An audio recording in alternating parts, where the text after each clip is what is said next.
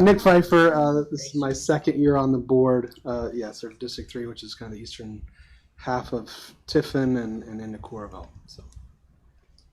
Braden, been on the foundation board. Jack, how long? 21. 21, yeah. And new on the school board. I'm Jessica Bandy. I think I've been on the board for maybe 2 years. It's hard to remember when I started, but I have 3 kids in the district and live in North Liberty. Brenda Parker, part of Foundation Board, also principal at North Bend Elementary. Carolyn Trimble from Amana, or Olmsted actually. We count it as Amana. Part of the foundation board and have been for, I can't count. Long time. I'm Tessa Stevens. This is my first year on the board, and I'm also a 3rd grade teacher at CCA in Oxford. I'm Kelly Wheeland, and I've been on the foundation a little over a year. I'm also serving as the newly appointed treasurer, and I'm from Oxford, and I have 2 boys, and one is currently in the district. I'm Andy Miller. I've been on the board, I think, about 2 years or so. We'll have 3 kids in the district this fall. Otherwise, I'm in Oxford. Mike Parker, I'm the Director of Development for the Clear Creek Amana Foundation. I've been in this role for just a little over 1.5 years, and I have a daughter who is going to be in 9th grade next year. Jack O'Rourke, been on the board since 2021 and have 3 kids, with 2 kids in the district. One will be coming up, live in Tiffin. Jessica Kuski, also been on the board since 2021. Got 2 girls in the district. I'm currently the vice president of the foundation, previously the treasurer. Assumed the position after Sean went on to the school board. So. Lori Robertson, I am the board secretary and the director of finance for the district. Rick Hergert, and if you saw Lori Hammond's profiles, that's me. She did an amazing job with I think she AI'd it because I don't remember writing all that stuff. But I'm born and raised in Amana. Carolyn and Dr. Momini was on the board prior, and at that time, I believe we had a board representative on the foundation, Carolyn, didn't we? Because I was on the foundation at the same time. But 3 kids graduated, and just here to help the kiddos and help the finances. Thank you. I'm Casey Cooney, first year on the board, at large. I've got a daughter who will be a freshman, incoming freshman this year. Aaron Davidson, superintendent of schools since July 1st, almost 1 calendar year. Full year, amazingly. Great. Well, thanks everyone. I first wanted to get into just reviewing roles. This is partially because I still am learning all the roles. When you step on a school board, you learn about 1 million different positions in the district. And also because we do have some new to school board members, so they've only been here, been with us for 6 months. I know it feels so much shorter. Time flies. But so I thought it'd be helpful to go through current understanding, and also clarify, because I think sometimes I read things and might think the role is one thing, and just clarify, are we all on the same page? So to do that, can I steal your document after all? I didn't pull it up yet. Can I steal the agenda? And this was shared with Jack. I think, did we have the roles on? We should have it on the agenda. No. Okay.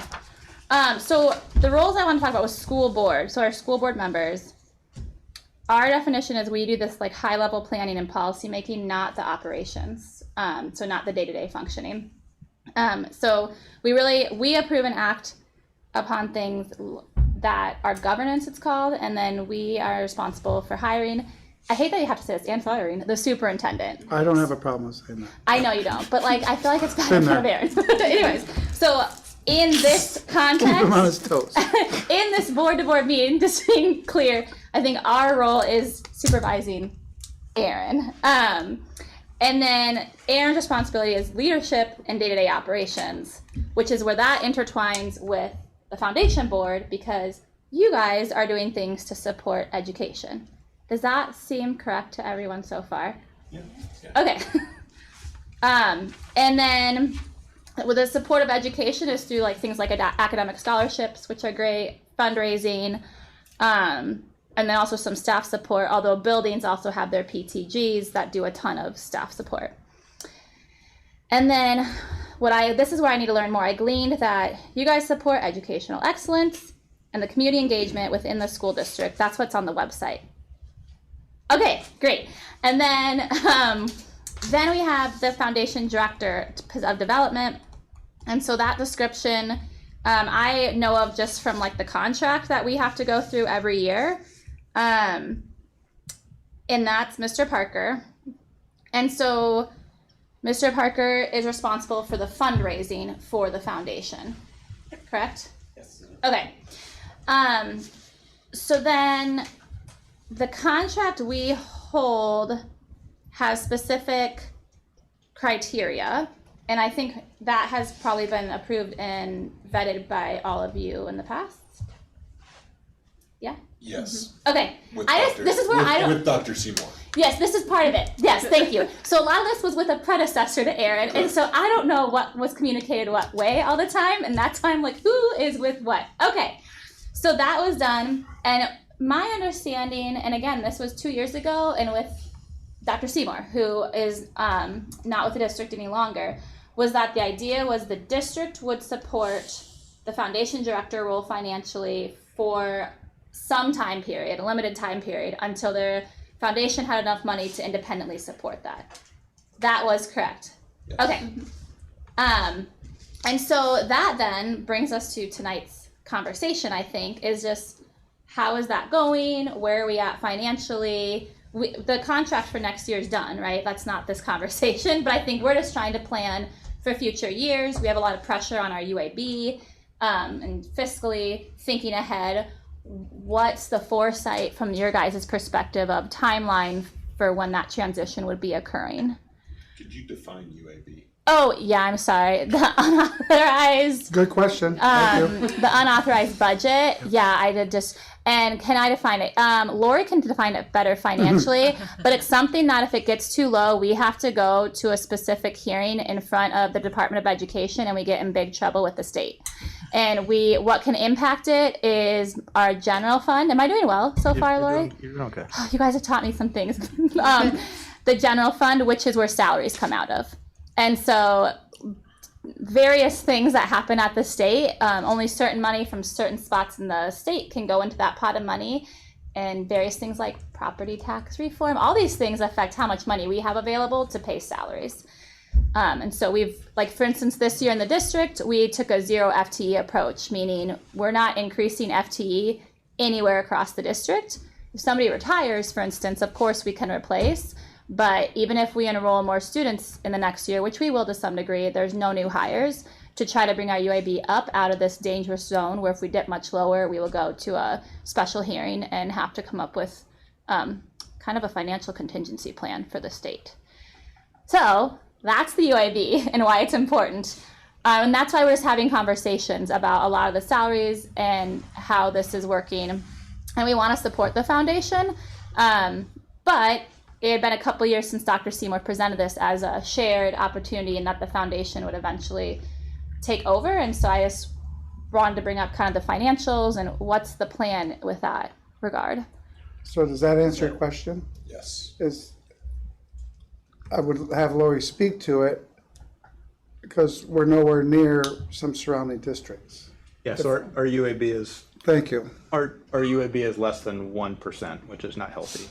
The average state UAB is about 8%, where there's some as high as 30. There's three things that really impact our UAB. It's supplemental state aid. You guys hear in the news SSA, if you hear that, 2%, where most organizations and places that support public education want 4 to 5%. The students coming in, so the new students, and then staffing.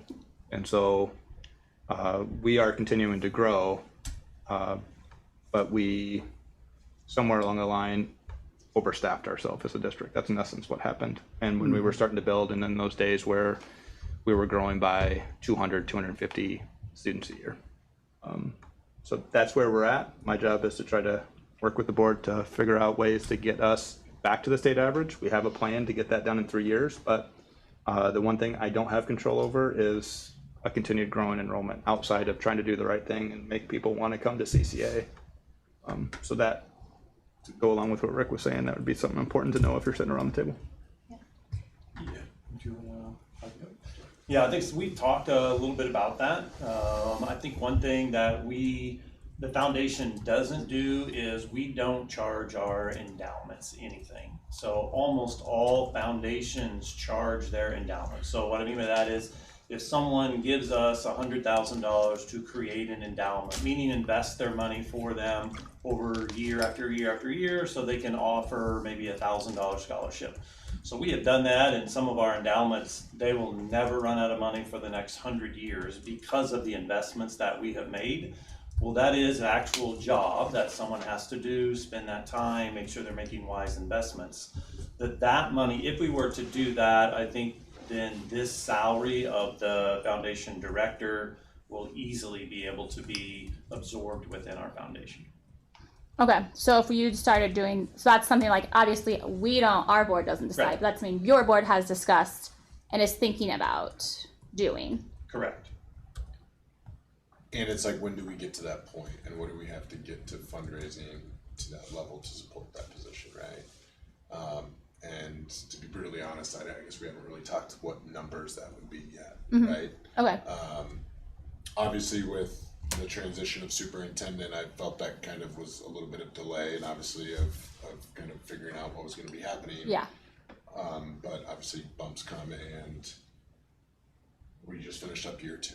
So just trying to figure out what that timeline looks like. What do you all want that timeline to look like?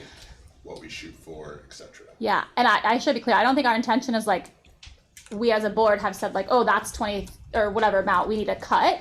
It was more of like, oh, we're having these conversations about how many associates we have in the classroom, and it was just like, it came up. So it was just something we wanted to discuss. But I don't want you to think we're gonna be like, oh, there's a deadline you have to do this by. That hasn't, to my knowledge, I haven't discussed that with anybody on the board.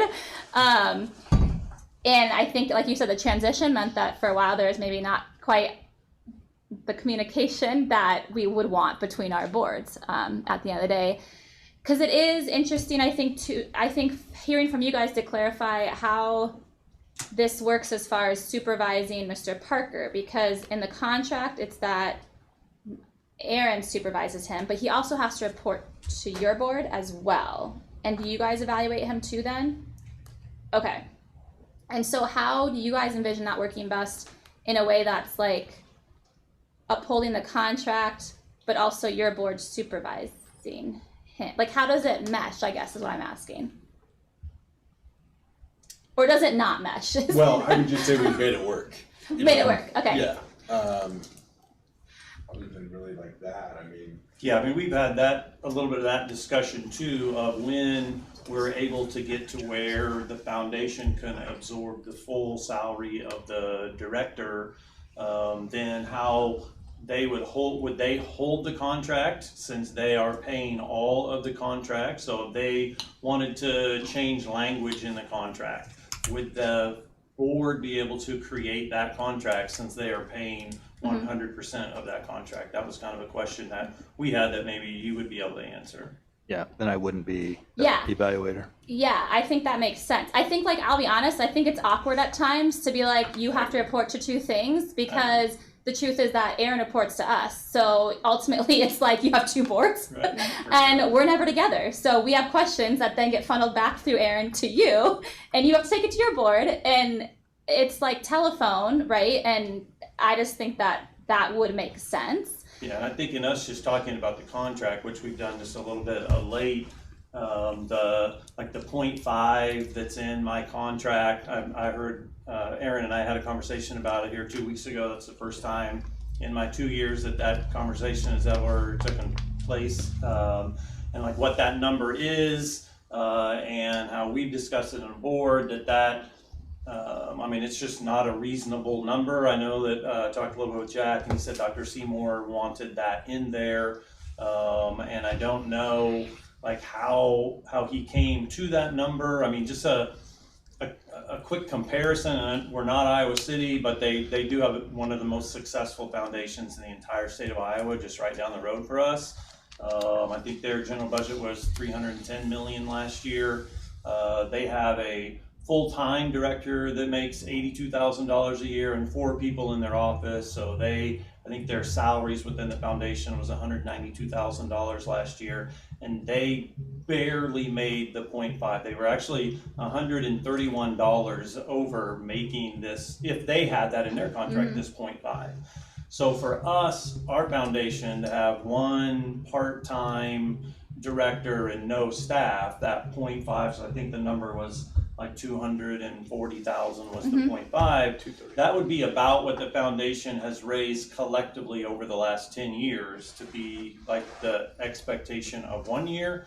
I mean, clearly we are doing better than we've ever been. Hopefully I get a chance to talk here about the financing part in a few minutes of where we are growing and then what our goal is soon. But that number is, I mean, it's like I said, I mean, it was in there, and no one ever shared that with me, what that meant, what the number was. And now having that conversation with Aaron for the first time, it's like, this is an incredible board. We've hit the ground running and we're growing. I mean, from 24 to 25 was a 50% increase of what we brought in. I look for us to be able to continue to do that, but that's still several years from like a 0.5. Okay, so that's good to know, and that's why I didn't know either, like the board, again, I don't know who's seen the contract, the numbers, and had awareness of like, it, again, when it comes up and I have to sign it, I'm like, oh, this is what it says. Yeah. So the board, you guys didn't realize that what was signed, and apparently probably nobody got told, was that the foundation director, I'm not saying this is realistic or anything, but was supposed to be bringing in $230,000 to $460,000 a year. Which is about what we brought in about a 10-year span, right. Year on top of a year, 10 years collectively. That's just how it is. Yeah. I mean, this year again, I don't want to get ahead of myself, but this year we did very, very well, but still at $69,000 in 1 year, that's awesome, but that's still, I mean. So I'm hearing there is definitely, again, this is why we're having a clear disconnect on like what the contract that gets presented to our board and then what your guys' board has an understanding of his contract. Like that was not known to you guys. Okay. Yeah, and then if we can go, like even when I was hired, if you remember, there was this period in there where I was told that I was in charge of capital projects. Yeah. And I was like, I don't know what that means. That no one said a single word. I mean, that was after I was hired. I was told that, and then we had a discussion of, how can I go to Shields and ask for $1,000? Do I have to give 500 of that to capital projects and then 500 to the foundation? How would that work? And then, the end, it was kind of, there was discussion of that I had been told, which I had not. And I think even with the title this was Dr. Seymour's Director of Development. I mean, when Lori had this position, was Executive Director of the foundation, like the development part, I think, was part of this, me doing capital projects, which, I don't see how those two could be done at the same time. But the contract part, yes, there were things in there that now, as we said, were like, I'm glad I get to have a meeting with Aaron every 2 weeks. I mean, I think that's good for us to know on our side as well, as we think about next year, like if we decide it's gonna be another year of us doing offering the contract, like we need to maybe reevaluate what numbers are or what's realistic and get some input. Yeah. So I apologize if I was supposed to read this, but I didn't read it. I don't know what the 0.5 is that you're talking about. Oh, I'm sorry. So you mentioned the 3 new board members. Yeah. I think this is the time for that question. And if it was on a memo, I didn't see it. Thank you for clarifying that. So on the contract that was originally developed 2 years ago or so with Dr. Seymour, the job responsibility is generate between 0.5 to 1% of the general fund budget through fundraising with grants, scholarships, and donations. So and if you calculate that out, it's around 230 is the 0.5 thousand, 460 would be the 1%. So each year would be generating that much in foundation funds, which it's a 20% position. It's just Mr. Parker.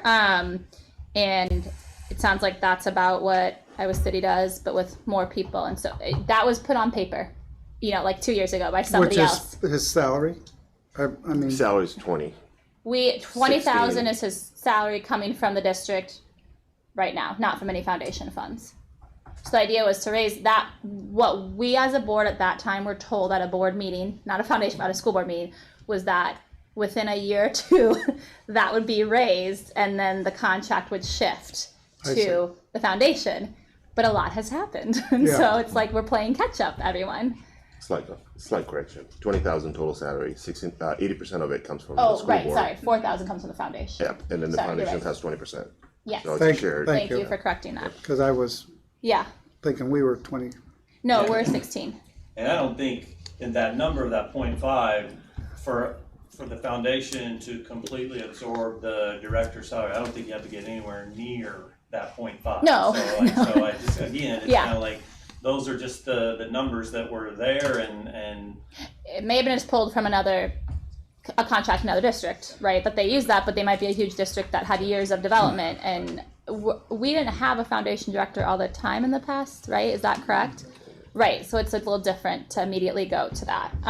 Okay. Because what it boiled with like the foundation director is obviously we're all almost similar to you, right? Like we're elected officials though, right? We're volunteering, right? Right. Yeah. I know you're volunteering too. Yeah, thank you. But you're also elected. Yeah, it's even better. Right? So people are putting the faith in you to get it done. I just want that to be known and thank you all for your service. So basically, and Carolyn has been on the board for many years.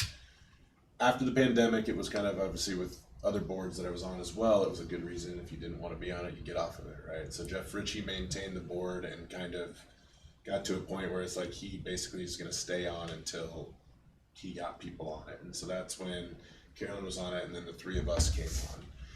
And then it just happened, he's like, I'm done, I'm ready to move on. And then it's like, okay, well, we're just kind of spinning our wheels and are we just going to continue to go through the motions and just do the golf tournament year over year? Which would be fine if that's what we wanted to do, and then offer, maybe $5,000 to $10,000 worth of scholarships. And it's like, what else can we do to help the district? And then so we started assembling more of the board, but it's like you can only go so far without actually someone kind of pinpointing or being the point person on it day over day, or whether that's 20%, whatever hours shake out to be, right? So then Mike comes on, has been an absolute blessing to us, right? We've increased our donations, we've increased our scholarships, have record-setting years the last 2 years for those scholarships, right? And then we've also done some other things within the district to try to build morale. Because I mean, at the end of the day, like I feel like you guys are all like doing the high-level stuff as you said. We want to make the experience better. One, first and foremost for the students, but then also the teachers, because the teachers are going to have impact on these students' overall experience at the district, which will then funnel to the parents, and then hopefully, obviously, we get people to move to our district, right? Yeah. That was kind of always the theory. Now, Dr. Seymour also had, I think, a vision too, according to the contract, is Mike's gonna go build the bleachers at the football stadium or something like that. Yeah. And we never really got time, because Mike was only with for about, 4 months? Yeah. He came at the start of, I think, school year 24-25. So then, as we venture down the road, it's like, I guess I really haven't thought of how long it would be until we get full sustainability to take on a full-time contract, right? And then it's like, if it's a full-time contract, we probably are a ways away from being full-time, right? It's gotta be a part-time. Yeah. I would say, job for a while until we get this thing going. And so I guess where I'm trying to just go with that is to kind of give you a background of our board. Yeah. We are fresh, very fresh. I was actually kind of, I don't want to say weaseled into being president, but I went across. He's the secretary, the vice president, and then our former vice president, Brittany Whitmore, was there, and then Andrea Chambers. She's kind of like, well, I don't have any kids in the district, and I'm like, well, I guess that makes me president. So we're just kind of piecemealing and getting this chugging along as best as we can, Yeah. okay? Totally. And just kind of giving you some background of us. And so, as I kind of, when Mike got on, it's like we can lay the foundation of what we want it to look like, because there's no rubric, right? of how to do it. It's been in existence, but let's try to do as much as we can with the time and effort and the money that we get. And so we're just trying to make the best as possible. Yeah, for sure. And we're very grateful for that. I think that's what we've assumed. And that's why I think this is helpful, is because we're pretty green ourselves. Like, Yeah. you heard the So numbers. yes, there's not a lot And it was of like tenure. year 2, they're like, who wants to be president? Yeah, okay. So I think that's why this is helpful, is just to get the context and the history. I've been talking a lot for the board. Yeah, I'm just sorry. gonna add just kind of thanks for your explanation. It kind of gives us, at least me, a little bit of perspective as to what's going on. One thing that you said is providing the experience in the classroom and the teachers. So if I read your the foundation's mission statement or role is supporting educational excellence and encouraging community engagement within the school district. And we look at our, I'm gonna call it mandate, but that might not be the right thing. We provide Aaron the tools to go down to the attendance centers and provide that excellence that we expect, or everybody expects CCA to do. So we give him kind of a broad vision and he goes and executes. So to me, it seems like with the two board, the foundation kind of, I'm gonna say, going their way in a sense of trying to make that experience, kind of clashes a little bit with maybe the district's vision.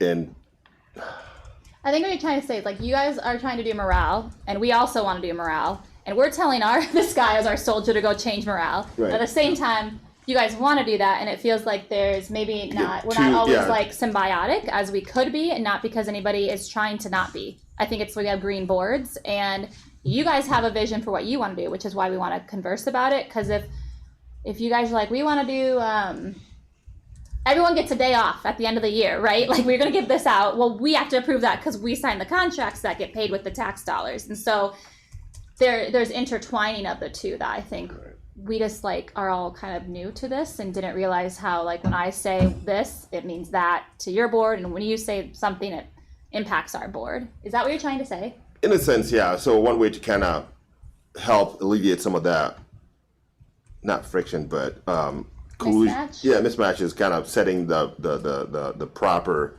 channel or the proper way of, I think, doing stuff, right? So if we entrust Aaron to take care of the district itself and the foundation also wants to support that idea, we would hope that you would funnel through Aaron and kind of chat and come up with to an understanding on how to execute whatever vision that you want to implement, instead of saying, you know, Dr. Seymour said I want to do that, and we keep doing it and doing it and doing it. It's like, it's not really, stuff changes. This board can change next year, next election, and they will have a different vision. So we have to adapt to what that vision is and kind of flow with, and not hold on to that past way of doing stuff, in a sense. That's kind of what I'm trying to say. But I do appreciate this meeting where we kind of talk and get at the same level and understand how everybody's thinking, and try to hopefully come up with, you know, if we're financially intertwined, as long as we're financially intertwined, at least have some kind of cohesion between the two boards and the two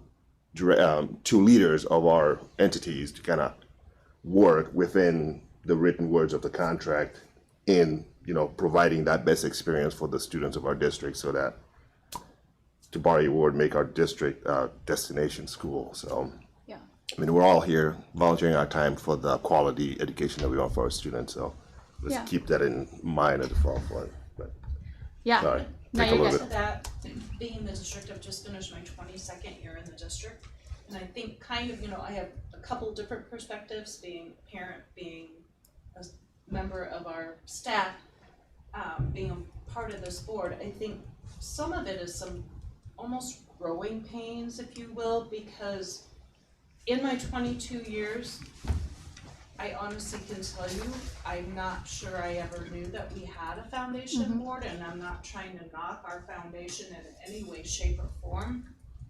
But I think the foundation has been trying to do what they've been able to do, and then you bring somebody in that has this vision of, okay, we need to raise some more money.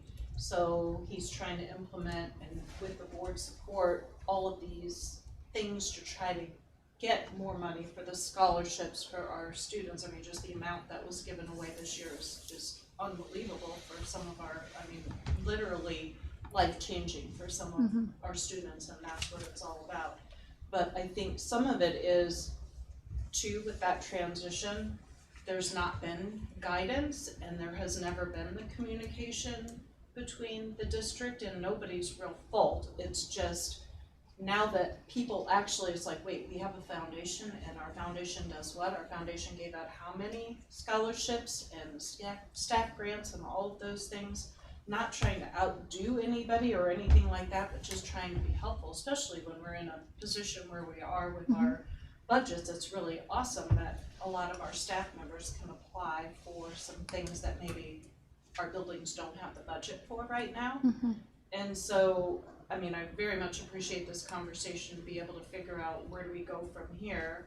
Kind of, here's a vision that we have as a board, but I don't think the school board really knew much about it because there's never been a need or a buzz about the foundation really, other than the golf outing, if that makes sense.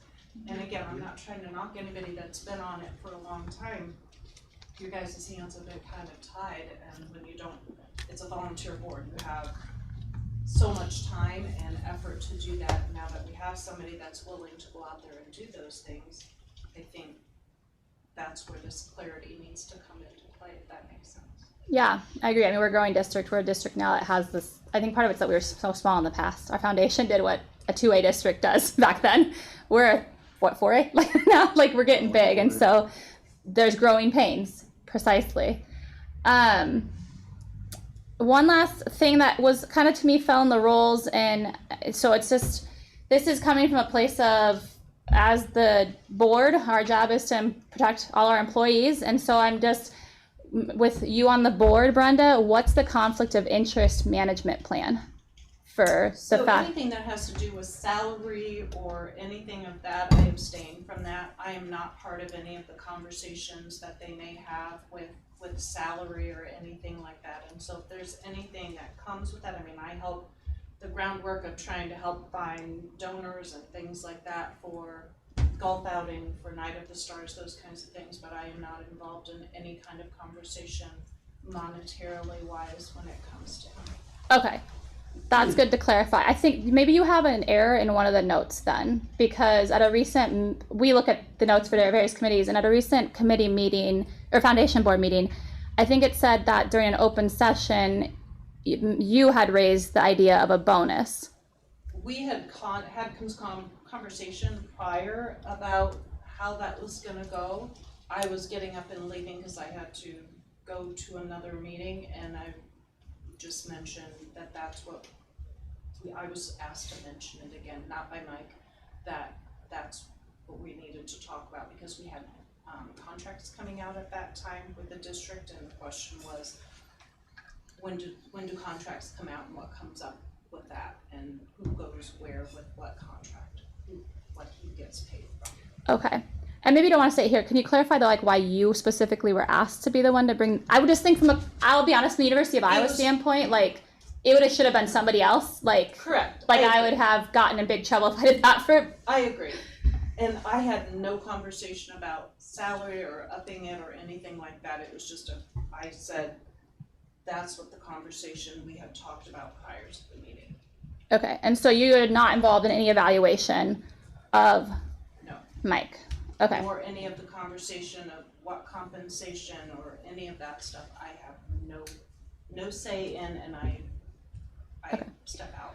And again, the reason I bring it up because you're a beloved principal in the district, obviously an employee, and so we have to think about the optics for sure. And what could come up because you're both employees of the district, and that we get asked questions about things like that, and so I think it's important for us to continue to talk about this. If you guys have you documented the conflict of interest plan? Like, do you have a document that states the plan? We are actually working on that as we speak. Oh, okay. So Liz, who's not here, is gonna be kind of heading our policy. I mean, cause it's getting to that level where there have to be policies that are drafted. Now, there are bylaws, right? The bylaws, I think, though, are from Years ago. 2000s. Okay. Yeah, the bylaws. Liz is putting together the conflict of interest. Obviously now we need that, so our bylaws don't have really anything in there about conflict of And interest. so she is our librarian, and she's good with writing, and so she is going to be like heading that up. She actually put a Google Doc together.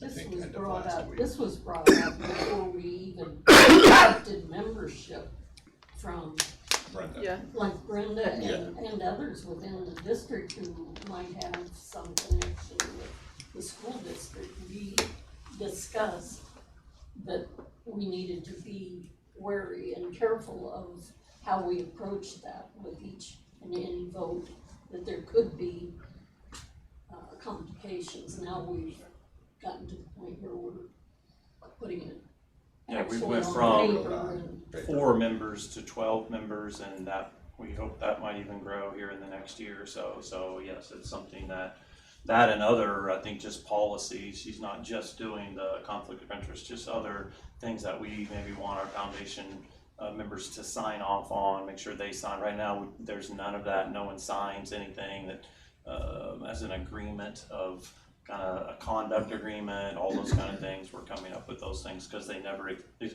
foundation's been here since I think 1986, but none of that stuff has ever existed before. And I'll be brutally honest, that can be on me too, of the policies, but that's kind of like why we got it with Liz, is like getting it going just because of that. Yeah. I have, like, there was policies and bylaws in 2017, so I have a copy of that in my office. No, yeah, we have bylaws since 2018, yeah. So, but in the bylaws, there's nothing about like conflict of interest, that kind of stuff. That's what we're adding to them with Liz's direction right now. Okay. But yes, we definitely have. We couldn't be a 501c3 without bylaws, so we've had those. Okay. And if you're growing the board, I'm just curious, because at some point you want as many people involved in the foundation board as possible, but maybe not everyone wants to be invested at the same amount, or for protective reasons, maybe it's good to have people that are like strictly non-voting, or like they have roles. Brenda's fantastic to have doing things, but when you get to a certain size and there's concern about conflict of interest, is that part of the plan to have, like, we can have people who are not voting members, they're not on our steering committee, they're not evaluating anybody, right? Like, is that part of it? I mean, or? honestly, this kind of came about, I was at a golf outing last week and I saw a coworker there and I was like, are you on the board? And they're a committee board member per se, right? Like, so they're just working for that committee. And I did think that'd be great to implement, maybe, so we don't have to bring on necessarily, I haven't brought this up to anyone, but Here we go. because our other coworker Hannah is doing it next year in place of Bob, right? So his sole goal, he does no voting rights, no say really in anything other than just spearheading the golf outing. Yep. Right, so that would be a thought, where it's like, if we wanted to keep our board the size it's at, instead of getting to 20, bring on people that want to volunteer their time in that aspect. Okay. So that. And then kind of, you might have like a more like exec level board that maybe does the contracts, like when this and that sort of stuff. And then, you know, if there's a conflict of interest, like Brenda, you wouldn't have to be on the exec board. You would take yourself out of that sticky situation potentially. And so that's been explored. And so I should not have made any comment whatsoever. I think it came out of the part of, since I live with him, I know how much time he puts into this, and so the question was, you know, how are we gonna keep Mike? Because he's done great things, and so I will for sure be more careful about that, but I assure you I have not been part of the vote, you can ask anybody, or even the conversation of compensation. In our bylaws, we have an exec board, so that would be something easily that we could fall into, just we haven't used it. I mean, again, just a couple of years ago, the board consisted of 4 people. And so, you know, this is something that we've been able to do really quickly, but in our bylaws, there is a section for an executive board, and it speaks to how that would be created. Okay. So for my own information here, so did the vote pass then? Did the bonus vote pass, or was it? Oh yeah, okay, all right, cool. I just wonder how is that language, how is that fit into the contract And it wouldn't verbiage? necessarily be a bonus. Or, okay, So yeah, bonus would probably be the wrong term for it, but It's a stipend. stipend, okay. stipend, right? Okay. So how that came about, Okay. like, I'll just share that with you as well. So as we know, he's making $20,000, Yeah. right? We knew that if we didn't have Mike, obviously 1 year in the books of it, it's like, this is awesome, right? Like, let's keep the momentum going and such. It's like $20,000 only can go so far, right? And so us as a board, we were just kind of like, hey, we need to compensate him more, and we stipend him the funds that we have to supplement his income to keep him here, because if he wasn't here, we'd be starting at square one again, and then it's just the golf out again. Well, I mean, that is helpful for us to know, though, to think about, like, so really the contract, if you guys would take it over, would be more like how much money? I would think it's got to be minimum 30 to 40. Okay. Because I mean, that is helpful for us to know that Yes. there was stipends being awarded, because I'm still thinking about the 20,000 or what we're doing. Yes. But actually, what So you're it's saying 30 is the job total is compensation's 30, okay. right? So, and we implemented that last summer. Got it. Okay. Yeah. That, I was just gonna say, I think it's also important to start talking about, if we're gonna get to discussion about like the foundation taking on more of that contract, I would assume that would also mean benefits, or is that not part of the thing now? I don't know how that. No, Okay. we got, go ahead. Yeah, and we kind of brought that up. We had met with Mike and the executives. I want to think about this too, like past my time, past Mike's time, and what it looks like. So it's like, okay, yeah, Mike doesn't need benefits now, right? And the Iowa City Community School Foundation, I know some people that are on that board.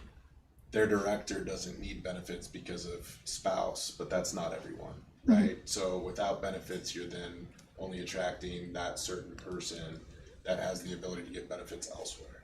So I was like, we have to be conscious of this as well, because just because Mike has benefits elsewhere doesn't mean that everyone else is gonna have benefits elsewhere. So, and that's part of your whole job package, right? When you're evaluating your jobs.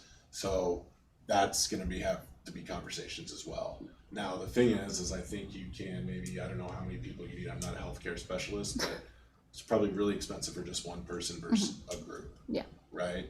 So those are things we have to consider too. yeah. For sure. Okay.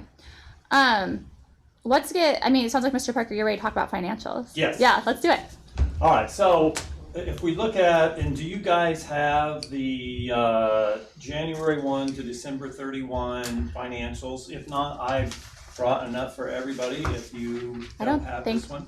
I don't think we do. Okay. Most up to I'm date. gonna No. pass that up to- Thank you for bringing that. Yes, absolutely.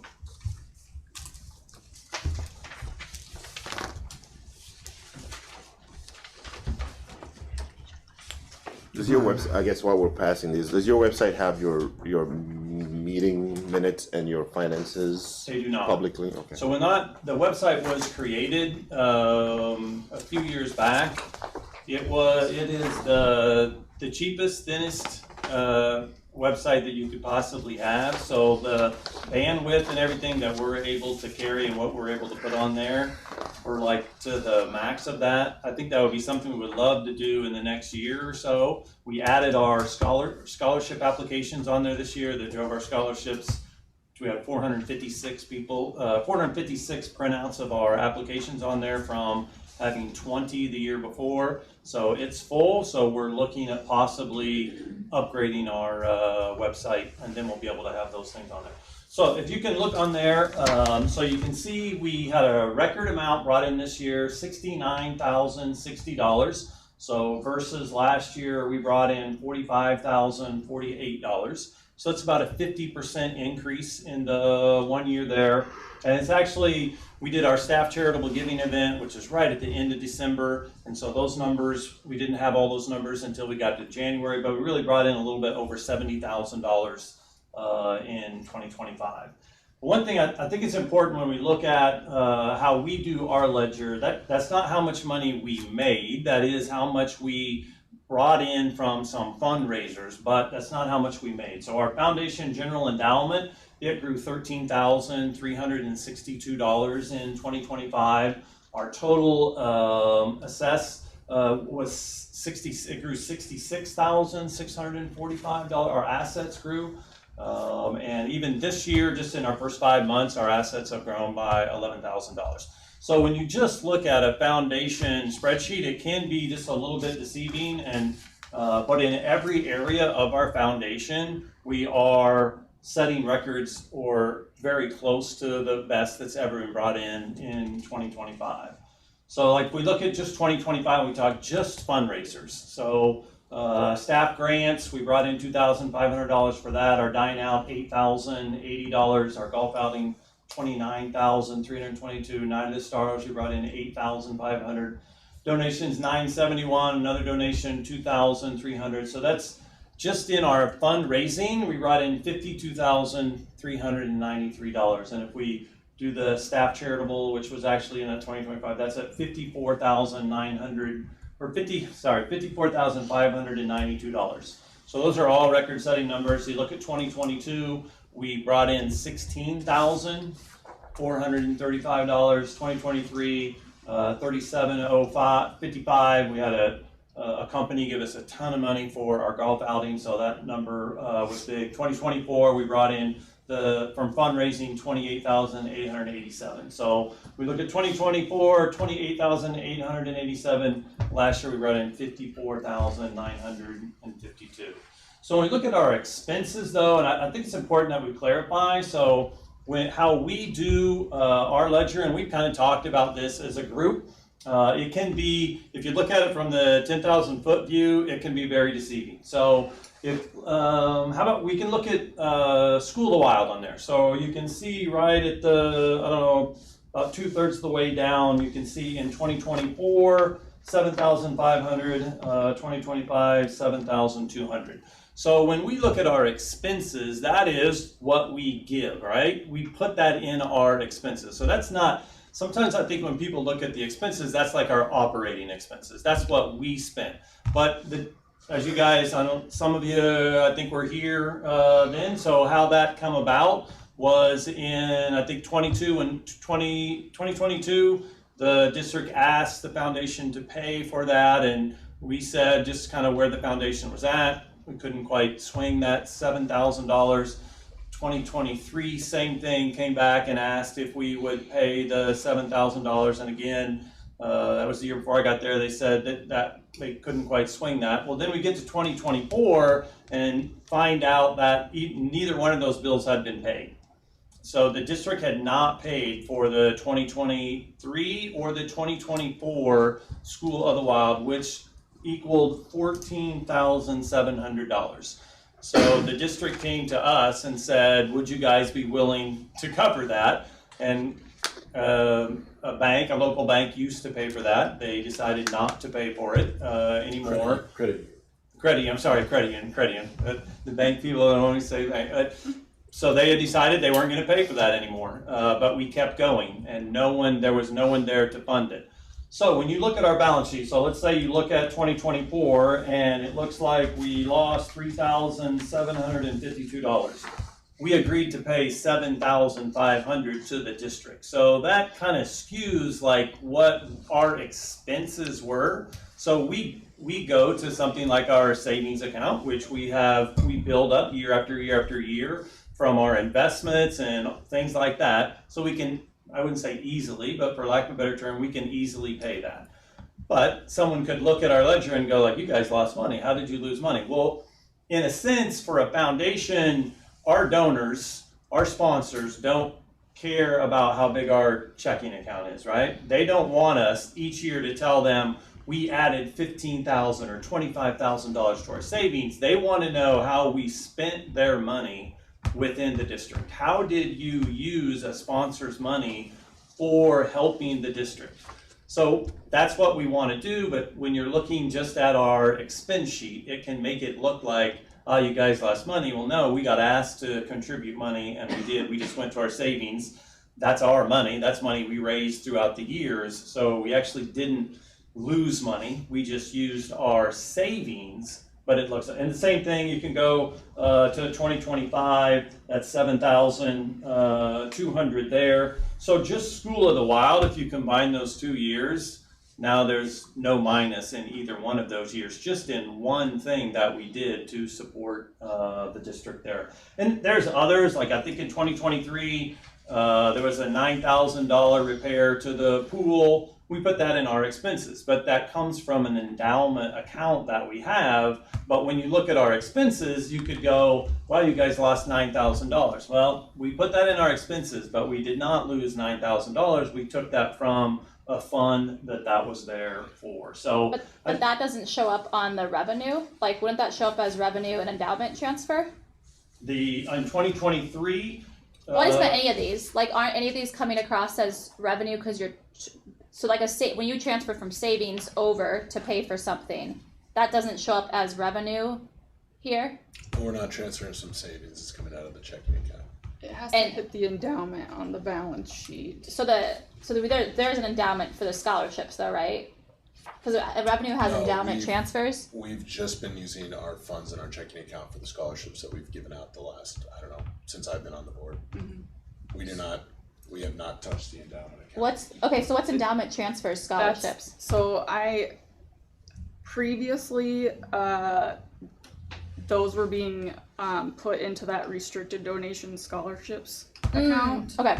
But since we started getting more money in with Mike, I pulled out, so basically that's an in and out. So we get checks from Hills Bank from the endowments every year for the Helen O'Brien, all the scholarships, the balance sheet. So if you see all the endowment accounts, there's a Seltzer's scholarship fund, Acacia scholarship fund, the so O'Brien, the Anita Heiser, that's just collecting those checks. That's where they're getting the P&L. Got it. Okay. So those are defined. Obviously, they have kind of like specific targets, and like the patients still pick. Yep. And the patient is like, this year is going to look really weird because they decided to, while Larry's still with us, they're doing $22,000. They're issuing in scholarships. Okay.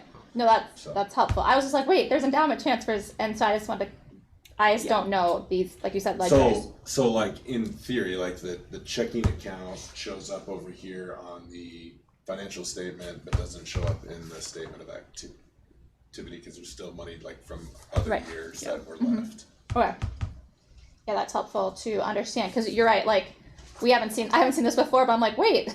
Yeah. The net operating revenue increased by 300%, but the other direction than we might think you'd want. But it's because. And when we met, we talked about potential ways of reshaping that. Kelly's the new treasurer now. But that's what you're saying is that doesn't mean right now your checking account is negative $9,000. That means you had money in savings, right? That's what, Our checking account. Because I think banks don't like that either. They don't like when you call credit union a bank, and they don't like when your checking account's negative. Yes, that's right. Is that right? Okay, just making sure I understand. Fortunately, we don't have to worry about that. Okay. Yeah, on our Hills Bank account, we have $33,500. You don't have to say it for me. It's okay. Okay. Banks do not like it. Credit unions don't either. I just think that and understandably, when someone looks at that rundown of those numbers and see that, and you would be like, oh my golly, not you guys lost $9,000, and they're like, no, we didn't. But and again, that's not like a. Let's say the district came to us this year and said, there's a $60,000 curriculum thing that we would like for you guys to buy. We could afford to do that. We could go to our accounts and do that, but then our expenses, it would look like we lost $60,000. So it's like, man, as a director, I don't like the way that the ledger sheet looks, but I do understand it's our job to spend the money. So a foundation should not be about collecting funds in an account. It should be about when you guys come to us and say, can you fill this gap, that we're able to do that. Yeah. And it's like if we could, and that might be another thing too, obviously, I think scholarships are really the one avenue that we can give money, right? So like if we got an initiative that would follow our mission statement, wherever it just went, we could hone in on that, right? Like, so it doesn't necessarily have to be, everything we've been doing, right? But like initiative that fits what we want to do with the board too. So. The other school board members have questions about the financials? I kind of said it the last 2 years that I've been here. It's like if we're fundraising this money, I just don't want it to sit there if we can give it to students. Yeah, 100% agree. I'm gonna add on to that though. Mike and I have talked about this. Like, I would like to see the foundation move from as much money that flows in and out to go to staff for staff morale to house that money. So, and Mike and I have talked about this, to have a fall and a spring grant request. I come from a district that had a thriving foundation, and they gave between $75,000 to $100,000 a semester. It was fantastic. It was. What'd they do for their fundraising efforts? They had one big, instead of like, they do have a golf outing, but they had one big, I've talked to Mike about this, like instead of Night of the Stars the way it is, having a big all community, call it Night of the Stars, but sell tickets for $50. Businesses, all the staff get half price tickets. There's some things you can do to generate funds pretty quickly that I don't think we've tapped into. So I also understand it takes money to get to the point so you can afford that. And like Mike and I have talked, when he's half time, is that possible to do the legwork by himself unless there's a lot of involvement from the board, which everybody has roles outside of that. But I would really, my vision is for that to start happening. So I would much rather the foundation start collecting funds, not sit on it forever because they're not a bank. But instead of having so much money coming in and then going out right away, to be able to collect some, because now, like Mike's, like our first year working together, Mike's like, we really need to get out in front of the staff so they understand there's a foundation. Our staff is aware there's a foundation now. So we're at a point, I personally would like to see us transition that way, because I think we can do more for our staff in that regard, especially knowing now, because Mike and I did have a conversation around the 9,000, right? We had his evaluation meeting, I talked about that number. And so I'm glad that's clarified, but I would really like to see that long-term for the foundation, for my seat, because I think I experienced it as a teacher in Fort Dodge, and then I seen it firsthand how much, like, it's probably 90% of the staff attend that big event because they know there's a high chance if they put in a scholarship application, and it's not a hard process, they're going to get money. They're going to get something in return that the school district couldn't afford, or the building they're at, that they didn't have the funds to be able to pay for whatever they were asking for their classroom. That makes me curious. I just don't know. What is the process for educators to request funds from the foundation? Yeah, I've met with them each year at the beginning of the year. I give them just as general as can be. If there's something under $100 that will benefit the students within your class, just email that request to me. Then I take it to the board, and the board discusses if that's something they think would benefit the students. I would say we probably have approved them all but maybe two that we have gotten. I mean, there was one to fund a vacation somewhere and another one to go to like a PD, and we didn't that one. You said a vacation? A vacation to. I was like processing that. Educational vacation. Yeah, Oh. ELL teacher to go to Guatemala. Okay. I was looking a bit to process, and I was like, I need to clarify. Like, Going to, I was like, wait, I need to apply to the foundation. What about board members? What about the elected unpaid officials? Can we submit? Okay. So it's just whenever they apply, they write a paragraph of how it would benefit the students in their class, and then the board votes on it. Okay. And that's at the beginning of the year, or is that like a couple times a year? So Corda Credit Union sponsors the entire thing. So we make money off there. This year they gave us $2,500 to give out 15 of the 100. So we made $1,000 off the process. So it's we're able to give teachers 15 $100 grants, and we actually made money in giving them these grants. So it was something that again, it got bigger this year than it was the first year that we did it. And Corda has already said we would like to make it even bigger next year if we can be involved in that way. Aaron, at your prior district, how was the foundation director paid? 100% out of the foundation. He was not a Fort Dodge Community School District staff member. And outside of he was the head football coach, so he had a coaching contract with the district. But which is the norm. That is the norm almost across the entire state. Is that he met with the foundations superintendent. absorb the contracts? Yeah, he met with the superintendent once a month, and what was his salary? $75,000. And how much did he fundraise entirely? I can't tell you. It's strong though. I mean, for them to be able to, they have. Don't quote me on it, but it was somewhere between $800,000 and $1 million to be able to. That was outside of their endowments and scholarships, because they do, just like CCA, a great job of solidifying a ton of scholarships for kids. I could put you in touch with him. It's Nick Mosier. I can put you his contact information. But again, the background and past history of the board is different. They've been there and done the work for a long time, and our board's been in different places, and so it's comparing apples to oranges and where they're at. I completely acknowledge that. We want to get there. Yeah, I think they're that's the 100%. goal, right? 100%.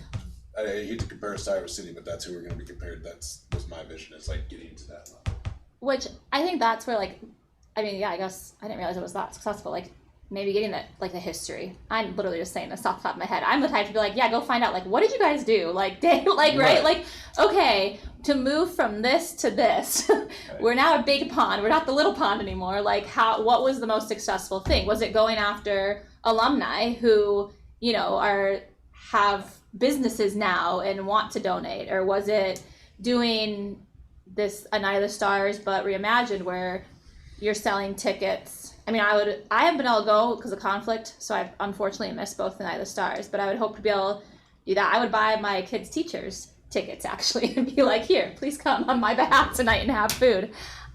Or what does it look like, I think is helpful. And I think it's in foundations, it's like where you sit really plays a big part, right? I mean, it's like in some places where maybe you're the only thing going on in town that night, it's a completely different deal. Mm-hmm. When you have that gala where we sit, there's literally 25 things going on in downtown Iowa City all the time. I mean, it's, you know, I could give a whole bunch of examples where, I mean, it's kind of like if people can't figure out why you can go to a LA Lakers game for like $25. Well, because there's like 100 other things going on in that town. That's why they can't even fill the stadium for a Lakers game. But you can go other places where a college game is literally sold out every single time. So, you know, I think one thing that we've talked about is fundraising. We don't want to try to recreate the wheel. Mm-hmm. There are some things we know makes money, and then there are other things that's very risky. As we talked about, and I love Aaron's idea. I think it's something that I want to continue to talk about to create a big gala. But to get a venue in this area, what that would cost to put that on would be astronomical. I don't know. Again, I'm originally from Ottumwa. They also do a thing kind of like what Fort Dodge does, where they rent out a big venue. But it's totally different. They're the only school in town. They're the only thing going on, and everyone goes there. Here, we're there's not enough businesses in our school district kind of to make that kind of money. We have to go to same place that Iowa City's fighting with every North Liberty business and every Coralville business, and which there's a ton of them. But every time we show up for money, the university has beat us there. University does it. I mean, they have hundreds of people trying to raise money for just their children's hospital alone. And that is what we're up against. In some places where the foundation is, they're not up against that at all. So again, I think we're making these huge strides of 50% better this year than we were the year before. I look for us to be able to continue that in the future. And get to where we're able to do those kind of big ticket items. That absolutely is our goal. I don't think we ever want to lose sight, as the board reminds me, of the scholarships for our students. That is the core why This was created back in 1986. We don't want to lose sight of that, but I think you can do them both. I think we can still offer big ticket items to the district and continue to pursue our scholarships. Yeah. I'll take a pause. Board members, my school board members, questions? Hearing everything we're talking about, comments? Foundation board members? Yeah, I mean, I've mentioned this before. I think your alumni faucet is probably one of the easiest ones to tap and grow it. It baffles me that we don't have anything at CCA to go out and reach out to people who have graduated from district and have kids back in the district. You look at neighboring district, I mean, yes, you're going to be fighting against other events going on, but you got to be creative and, I mean, respecting your autonomy, the foundation autonomy to decide how they want to fundraise. I think there's ideas, just put a committee together, bounce some ideas out, try it out. I mean, we can sit back and be like, well, I don't think it's going to work. We can go knock at the door and be like, hey, I went to a soccer game at Regina. CCA was playing there, and on their scoreboard, they had an advertisement for facility endowment fund. They're requesting people to donate money. Green State was a big sponsor of that. They had a coaches endowment fund where they raise fund to pay for their coaches, and they had a nice message that went with it. I mean, that's something I haven't seen here, and I'm like, and that was their foundation doing that as well too. So to me, it's like there's a lot of missed opportunity just putting the word out there and just letting it see. I mean, right now it's like we're sitting here talking, maybe 30 people are watching this online, and that's about it, right? No, work sessions are usually more like 5 to 10. Okay, so where is the noise that we're making outside where, you know, personally, before I even got on the board, I didn't know we have a foundation. We had a foundation, and then some board member went to foundation meeting, and we had board reports. They talked about the foundation. I'm like, okay, where can I find this foundation? I serve on a few organizations in North Liberty, and they partner with Community Foundation of Johnson County, and they have endowment fund that are just going crazy. With the pantry, we just built a building that's what, $3 million, and we had no trouble raising funds at all. So to me, it's like the resources are there. Just finding the right message and the right person to go out and talk to those folks makes a difference and takes initiative. I mean, it was scary when we took that endeavor on, but you know, you put some brains together and we came up with some creative ways of raising it. That's where I would love to see the CCA Foundation to go. I would love to come in here, do a check presentation with you, Mike and Aaron, $3 million for a swimming pool. Ooh. Hey, that would be awesome, right? So we're putting it out there into the internet. Yeah, I completely agree. I think one of the things that I talked with Aaron was trying to diversify. Like, really, when I got here, it was just dine out and a golf outing. And strangely enough, both of those are very weather related. So, like, if it rains at our golf outing, we're not going to make very much money. If it snows for our fall or our December dine out, people are not going to go out and eat. And if it's pouring down rain at our April, so like weather, that would wipe out. So that's how reasons why we added stuff like Night of the Stars. We added our staff charitable giving. We added our grants that Court of Credit Union. So now we have at least 3 other things that have nothing to do with weather where we can still make money. But I agree, there are still so many things that we want to get to. And the alumni that's actually one of the things I asked for. Is there a mailing list of our alumni? Do we have their emails? And there just isn't. But that would be trying to create that. Man, I would run like crazy with that.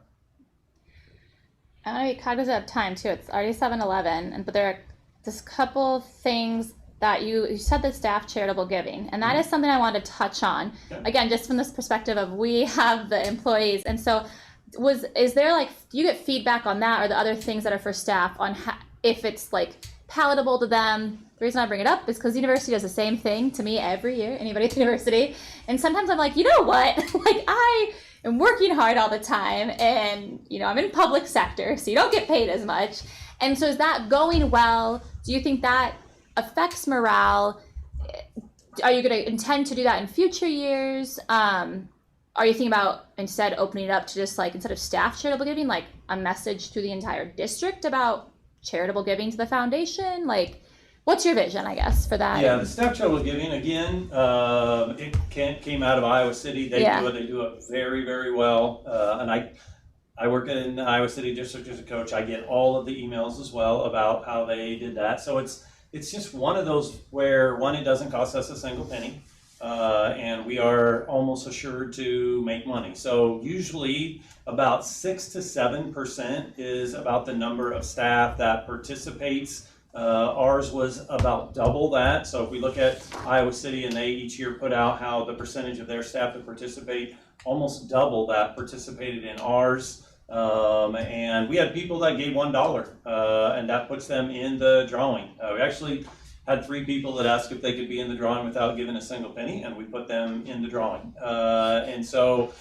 And then we had people that were giving big chunks. So I think it went really well. Again, we made over $2,000, and we gave out some really, really nice prizes to staff. And so, yeah, in anything we do, I suppose there are some people that wish we did it differently or didn't do it, but this one we made $2,000. It didn't cost us a penny, and staff got, I think, 24, 250 all the way up to $500 value gifts. Oh, amazing. That's awesome.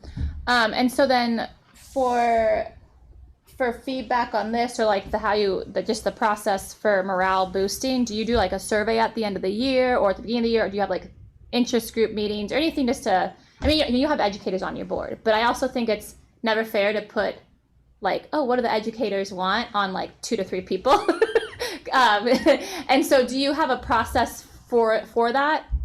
We did not do like a survey. I guess it's just the 12 of us that are all deeply entrenched in the community, just asking people what they thought of it, of what people we know. And so that's kind of the gist of the depth of it. I mean, it's something that we could add moving forward, but we haven't done that. No. Okay. Yeah. Well, I guess my question back then would be, can we use the district email in order to get a survey? Oh, that's a great Because question. like I don't. Yeah. Right, like that's a great point. Manually go in my email. Because that's I guess part of the conflict too that I've had this whole time. Is like what we can and can't do. So with you guys. I guess off the cuff, I'm thinking like if it's that, hey, on behalf of the foundation board, President Jack O'Rourke here's a message from him, and foundation director, like I would. Well, Mike's an employee of the district, so he just has to work with Lori to send something out to the staff. Oh yeah. As simple as that. But yeah, from our perspective, yes, absolutely. I think that would help with some disconnect, because I completely agree. For school board, when stuff's going on, I kind of have my group that I ask things about, but then we have started to move towards, as you may notice if you work in the district, more surveys to the whole district, because my bubble is not the representative of all the bubbles of the district. And it's your second year, like you wouldn't have thought of this, but I didn't know if you maybe had already and had a process, or if for the volunteers, if it would be helpful to have that kind of feedback instead of being like, hey, Kelly, like you have kids here, like what do you think? Or putting it on, if you ask Brenda what she thinks, well, you're not talking for every principal, but that's how it gets interpreted sometimes, I think, and it can put you in an unfortunate position. And we have an educator to Tessa, right? Like maybe you guys are comfortable, but I know when I'm in a room, if it's like, oh, the psychologist, what does she think? I'm like, I'm not every psychologist, right? So just a thought. Yeah, I think it's a good idea. But ours, different than Iowa City's, was for theirs, there is a certain amount of money that you have to give. And for ours, we said anybody, I didn't think that there would be anybody that wanted to be in it for no money, but there was. And we had several people that went to our website and just signed up for $1. I think the average donation was like $29. Oh, nice. And we had a lot of people that did it. So again, we're just trying to diversify and come up with ideas that are not like weather driven, that we still have a chance to make a little bit of money, and we're not risking money in that way, because some of the things that we talked about here for us to do, I think they're all very skilled and involved, but there is an element of us risking a lot of money, and we don't make that much that we could lose a year's worth of revenue in just one event. Yeah. I would say that if you do decide to do like a family or like a district community email, I personally, you could just send me, I guess, one. Like, it's hard to say like, I'm going to give a young family. It's hard to be like, oh, I'm going to give $5,000 for a scholarship. But it's certainly, if I got an email that's like, do you want to help support scholarships in general? That, oh, sure, I can give $100 to that, So I just thought, email me, Like it. but I think maybe email others in the district who might be You're the gonna get an same. email. Yeah. And then I'll just like blast it. No. And then the other one, again, just to help, I think probably he volunteered, but I noticed because my husband's doing the golf outing. I said, you have to go do the golf outing for the foundation. And he was like, oh, I have to go golf? Okay. But Brad Fox is the contact. Is that because he works closely with Amana or he loves golf? Or again, just it's because He's always done it. He's been the point. he's been the point person forever. Okay. Forever. So And- you could call him like the committee. Perfect. The pseudo. So you had a committee for that. He would be, and again, that's where I think some of these roles it's helpful because I'm like, wait, is he doing that in his role as a principal? No, right? But to an outsider who sees that flyer, they might be like, well, why is the principal of my elementary running the golf outing? And I think if like that sort of like if you had committees and he was the chair, it would help us when we get questions about it or just everyone involved. I don't think it probably. I know he's not doing it like as part of his job, but I think when it's being advertised in Amana and that's what's there, parents are wondering. Donating, I would say. Yeah. His time and effort. Yes. To the foundation, so. Yes. As One- much of that as we can encourage, we like to do it, and especially when it's such a good fit. It's something you love to do, join in. 100%. I think then it's like if he can be on the webpage to clarify that role, right? Or like, or somehow on a committee is what, again, it's because we're bigger now, but in a way, it'd be good to clarify to other people who don't know that about him that like he's involved in the he's not on the page, right? Because he's not a board member. No. And I certainly want other people to do that too. But then if you have committees to clarify some of these things, people would know, oh, he's not doing that as part of his job as the principal at Amana. Would it be fair to say prior to Mike coming on that Brad pretty much did the whole thing, right? I did it the year I was there. I did it the year I was the director. There were 2 years in a row that Jess and I were the show. Brad just told us who was coming. He's always been in the background, working with Yeah, and he's deeply, golf. he deeply loves it. Golf course. And Give it up. yeah. No, and I don't think he should, and I'm not saying I have concerns about He told me it. years ago that he's waiting for retirement so he can focus solely on it. Okay, I was gonna say, great. now that he's retired, I guess that would Yeah, it won't be, that's So true. It we're won't be as hoping much of an that- issue. yeah, But we're then, like again, like I think if is that like one of those things where it's like, oh, he's on, like you said, a committee, and then it's more transparent to others, like, oh, he's active in the foundation. It just helps me track who's doing what too. And then that way it's honestly it's helping protect you as a district employee as well of like, no, this is Brad's thing. Like Mike would do it, right? But like it's Brad's thing. Like Brad would be upset and but it's not that Mike's not doing his job. We should say Brad does the things that pertain to the golf course management part of it. So like all the silent auction items, all those kind of things, that's what I do.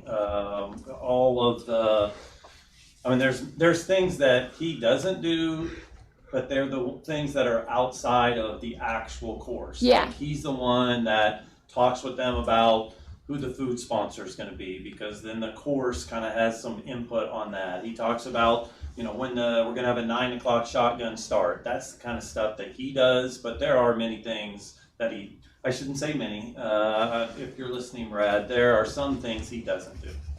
Okay. Perfect. And again, I just want to clarify, I had no issues, I had no concerns about it. But after the last 2.5 years, I've learned to anticipate what could be asked of me. And I didn't want it to come down to, well, is Mike not doing his job? Why is Brad doing it, right? Like, you're a district employee. It's our job to help protect you. So having that answer and transparency just helps me be like, nope, I thought I could say that, but I also hadn't heard the reasoning behind it. Yeah.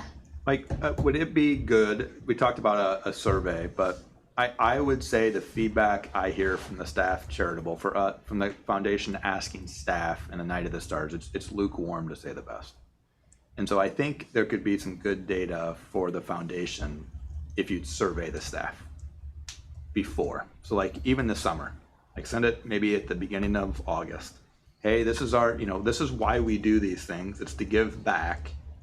But I do believe, I think there would be some good data, I think the staff would answer honestly, especially if in a way, it wouldn't go to anybody but probably you two, to be able to take a look at. Simply because, again, my job is to support Mike. The mission is to, but again, sometimes the unintended consequence, like Mike and I have talked about, like in the Night of the Stars, is the intent is phenomenal. But the intent is one thing, perception is reality. If it ends up being a negative thing, the last thing the foundation wants to do is have a negative. Here's an example. When Mike started the staff charitable giving, he asked me to write an email to the staff. That was not met well. The staff at CCA did not appreciate me asking for them to give. Because again, Can I ask why do you think that is? I don't know. Again, that's not. I wasn't accustomed to that. That wasn't a thing. The foundation never asked the staff to give. The foundation gives to the staff. I completely understand it's a mechanism to get money. That was new to me. But Mike, I did it simply because unless I'm telling you can't do it, I need to make a decision. And I didn't say not to do it. I was uneasy personally about it. We talked about this. But I think it would be good to get data. It'd be good to survey. And again, Nick's talked about it. We get frustrated by the results. But if no one answers, or the feedback you get is, yeah, we love giving because we know it's coming back to us, that's going to be really good to move forward. If it's really negative, of course, it gives feedback to the foundation to be like, hey, we need to punt here. I just think there could be some merit to that. I think it would also be worthwhile too, because of the staff charitable giving, if the reception was lukewarm prior to learning what the prizes are, and then after they've gone through and seen what the prizes are and stuff, maybe they do have a different perception, or maybe the perception is still the same. Because I think when that email was initially sent, it was without knowing what they were potentially getting. So I think it would be a true testament to see if it's worth it after that too. I think one slight tweak that could change it all, I think, is like Allison said, send it out to the community and see. That kind of opens it up. You're not targeting a subset of employees or not. It's just wide open. And I don't need to be entered into a drawing for a prize. Yeah. You don't need a prize for me. Well, and when you made that comment, I first thought, and I was going to bring it up, and I didn't know where we were going with it. Yeah. This is not me or us telling you. Enter $100 to nominate. Select Mrs. Smith. Ooh. You know what I mean? So you can give kudos to, but it's not guaranteed that she's going to get it. But then, you can somehow make it feel. I know that money's not necessarily coming back, but if you can do with that money, and I don't know. I think food, right? Food always gets people going, but we're also talking about how many different locations of food and how many different people. I mean, at the end of the day, all that fundraise is to go towards the experience within the district, all the way to the top, right? So I would donate and be like, you know what? My building is, my elementary building is North Bend, and my middle school is middle school. We only got one. I would donate for one of each building that my kid attends to. That would be an opportunity for the foundation to just get unrestricted fund to do what. And you could select your person that wants. The message would, hopefully bring up, pride and excitement to be part of something. I think we could easily make the switch. On my whiteboard in my office, that is one of because I list all what I'm thinking about, and one of them is a community. Same thing. That we would have. The only trouble with that is, how do we get the emails and how do we get that information to them? Staff was easy. And then the second part of, again, Iowa City does this, and they do it so that only their staff can get the prizes, right? So it's for them, they're very, very successful. They make a ton of money off this because only staff. So if you're a staff member and you're I'm going to be in this small number of people, if I donate, I got a chance of getting one of these. When you open it up to the community, it would be, now we're getting prizes for the community, and which is totally fine. It's not my intent. The community would nominate staff members, building staff. You can frame it as, we're raising fund for this fun activity that we're doing for our teachers, our educators, or the staff, right? It doesn't have to be teacher. It could be para. It could be building engineers or whatnot. The money coming in from the community, but the price stays within the staff. It's not going out. I'm not winning $100 restaurant. I don't want $100 restaurant. I'm donating you money so you can build a pot for the school. That's I think that'd be great if we could get the email, like an email list that the district has of parents, like something like that. That would be awesome. Yeah. We make that. The best way would be for me to provide the email list to you, and then you send it out on your own. I risk the chance of people taking a solicitation and unsubscribe from our emails, and then they're going to miss out on important information. So how I did it too before is I have my own separate account that I set things from, and that's what we do with PTGs and boosters and stuff too. So you would get the list, you would be responsible for sending the information out then. Could you mask it as like from CCA Foundation or something? What's that? Could you mask it like it's from CCA Foundation, not necessarily Mike Parker? Well, he has a foundation email. Yeah. There's a foundation. That's right. You have to try that. And to work out the communication with Lori, so it is, I mean, you want to keep it branded, keep it appropriate, and she'd be a good reviewer to do that. Back to what Aaron was talking about in the surveys. Now that you've been here for 2 years, you've exponentially heightened your awareness, everybody's awareness of the foundation. So that's why now would be a really good time to do a survey. Okay, now that you've seen what we've been doing for the last 2 years, what are the good things? What do you like? What do you don't like? And where can you see things going? So that way it might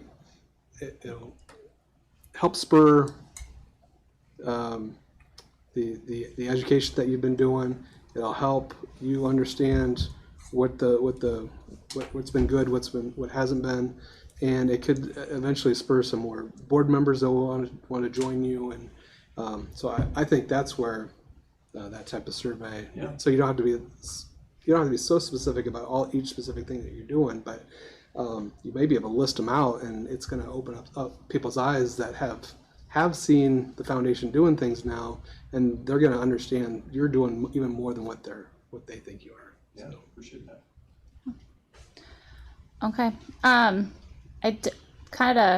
just want to comment too. I thought that was a great example of why this meeting was so important, in that Aaron was talking about he got feedback from staff, and he even got feedback from me, like we're asking educators who we know in America we don't pay them enough to begin with to give money back to the foundation, and so he got that feedback.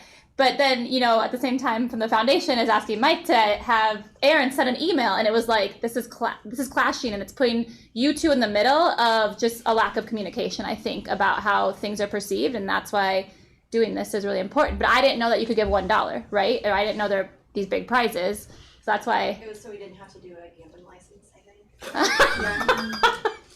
Worked out though. We have to list everyone can participate unless we have a gambling license, and then you can kind of say you got to give $35. That's where the 3 staff members must have knew that, because that's how they came in.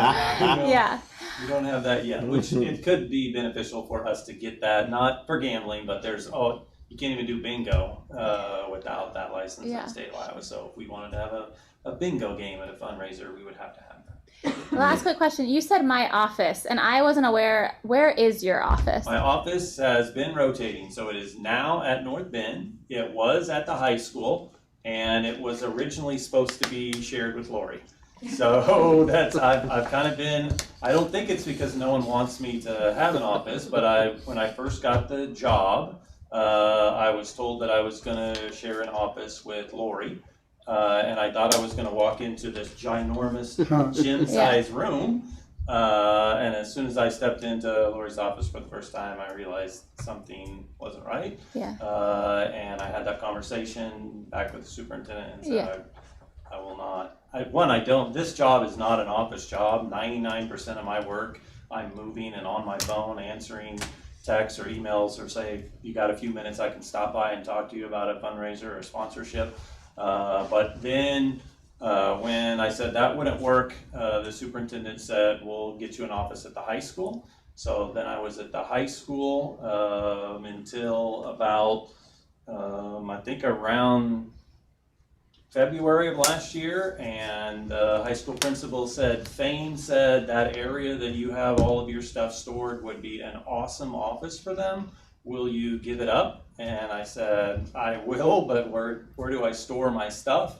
And Dr. Scher said, I think there's a check with Brenda. And so there's a space at Brenda's where we store all of our stuff now. Okay. Do we have space at central office? I mean, it just seems like as much as you'd Mike's be. talked. My expectation is he has an office here. Okay, we can move that stuff here. starting this I was October. thinking because there is so much communication. I was hoping you were here because of all the communication with Lori. I think that we just have, and with Aaron. Well, yeah. So okay, so next year you'll be moving in here, so you can, which I think would help. Do you feel like it'd be helpful to be closer to? Yes. Other Absolutely. I just gave you a rhetorical question. Sorry, you don't have to answer that. Okay. Fair, I didn't want all the stuff stored at home.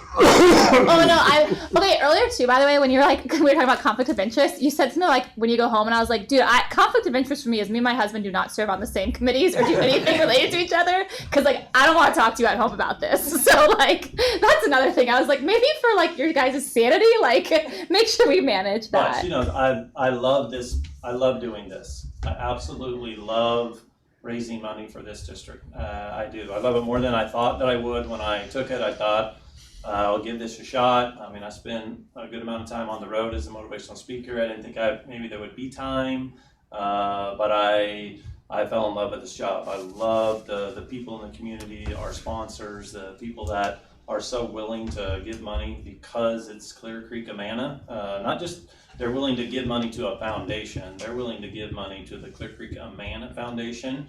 And so I love that part of it. And as I said, I think we're gonna continue to take big bites of the apple moving forward. It's a great district, I love it. Any other comments from people before we wrap up? Sorry, we've taken a lot of your time, I know. I'm just gonna say, the success of the foundation is a success of our district and a success of our school. So being open to feedback, and again, I hope we do this a lot more often where we talk about big stuff and have synchrony between our two bodies. So looking forward to. Yeah. I have a question on the fundraisers. I know at the beginning of the year for like PTGs, we've always had to like submit our fundraisers to like the district, like for calendar purposes and stuff. But I think there was also just a little bit of also like input too regarding like the fundraisers that we wanted to do to make sure there was not a conflict of interest. Do we do that now for the foundation if we're thinking of doing a fundraiser to work and partner with like the district to make sure that there's not a conflict? I just always think, and that's where Mike, it's important where you stay calibrated. It just, the more information I can give board leadership. Yeah, I meant to ask this like earlier because I thought that kind of linked nicely with making sure that it aligns with kind of where the district and like us, where we want to take our fundraising efforts and stuff. So Yeah, it makes sense going right along with what Abdurrahman was saying, how we can stay supporting the foundation is supporting the mission and vision of the district. That's So I don't think I don't think there is a formal submission or like asking the district, and that's because Mike and I. Yeah, it's those two, which is again why it's like, oh, the bosses of the people like that have to talk to each other, they're getting like information, but we weren't talking, and I think that's what's important, because I think that if you guys wanted to do that, we could talk about it. But one thing I think we're very cognizant of, and we don't want to appear that the school board or the district is mandating what the foundation does, right? Like you guys are your own board. That's not the purpose of this meeting tonight. It was really to like clarify things and be able to work better, or like have that communication with all of us being new to this role. If that's something you think would be helpful, I think we could talk about other ways to do that. They communicate, but if you think it helps the PTGs, we could certainly entertain that. Or Well, Kelly, I think more what you're talking about is making sure the whole district is aware of everything that's going on, so that you don't come up with a fundraising idea that's going to conflict with Fame and what they're doing. Right, and that's what we kind of did with the PTG. Right. The other affiliate. But it hasn't been. Okay. It hasn't been done, but I think the reason why is because we're. It was part of a board policy at one point that the board wanted to know what the fundraisers were, but I believe that has come out since the last, Lori, hasn't that come out the last couple of years? For the foundation. Talk about it at the affiliate group For all meetings, and they affiliate would come groups. with their because the board at that time wanted a fundraiser calendar. Yeah. And then people would come with their fundraisers to It's kind of like you're referencing. Yeah. Which is what she's Yeah. talking about. But I do not believe that we're requiring that anymore. However, it doesn't mean we can't have the conversation. Okay. Not even for PTGs though. Yeah, For like all affiliates is what Yeah. it was for. Okay. But yeah, I again, we've had that, but even that, I think we just want to make sure you got. I don't want you guys to think we're saying like, oh, you have to tell us what you're doing. It's really helpful to know. Yeah. I can imagine not sharing with Aaron. If we have an idea for something, I can imagine Aaron and I not talking about that before we hit the ground on that. I mean, I think just as a respect issue, I would never do that. So I mean, And there's ways we can do that with the affiliate group. We're going to meet with them every September like we did this year. I know it was hit and miss, but it would not be hard to put a Google, just a Google Calendar together where only leadership of the PTGs, FAME, and the foundation would have access to and would be able to see what was happening when. And both boards could have access to. So that would not be hard to put in place. You could have it by the beginning of next year, probably. Any other questions or comments from everyone? I think this is good. Yeah, again, we really thank you for your time. Appreciate It was you guys. helpful. We want to support the foundation however we can. So I thought this was helpful. We'd be happy to do it again. You know, we meet with Tiffin every 6 months. So like if you guys want to get in the rotation, let us know. Mike and I can talk more about it. I think once a year for sure, but then depending on how the year's going or if something comes up, we can always call a second meeting. You know, if we have it this time of year. Just do a leadership check-in where the president of both boards and the executive director of both boards kind of meet up and see if we need to bring both bodies together again. Yeah. Just kind of. One time a year helpful. for sure. Yeah. For both boards. But It's helpful to you guys. And it help. I mean, Aaron comes to our meetings. We have board members that are at our meetings, so it's like everything we're planning to do, we discuss at those meetings, and so there should never be a surprise of what we're doing. Aaron and I would always discuss that. Awesome.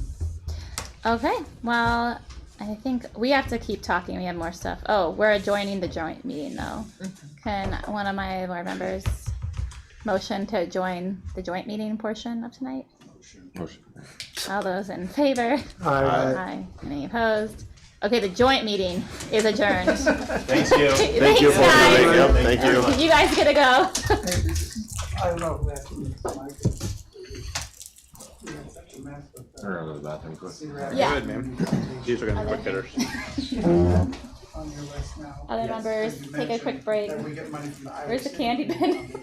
I'll be a second, I'll go get it. No, I'm kidding. You don't actually have to go get it. I'm not. Oh, you want me to get the big bin? The one that's hit? I'll get our So, tub. you know, The one- Ooh, the big bin. right, every year, Yes. they send you a check. Are we still streaming, Now Kale? that I say that, Yeah, we're still I streaming. contacted the foundation. Hey, What's thanks, our guys, for payment coming. this year, 1440, and I said, Yeah. That was good. Yeah. Are you gonna- How often do you guys do this? And you're right, they charge us. Work session? Every 2 weeks? Every 2 weeks. This is like technically a work session, so it's Oh, more there like is. this week. Other boards, What's your time code? It does, but I don't want to let it Need go or away. two completely different things. I'd say right now it's needed. Trying to be better. Appreciate that. Yeah. Gotta have a little sugar to get you going for the rest of the meeting, right? Yeah, but it's worth it. But I mean, it's been a lot better since It might not be 14. But it just depends on the week and what's going on. Summer's a little lighter. We Thank you very rearranged much. summer. We'll just have one.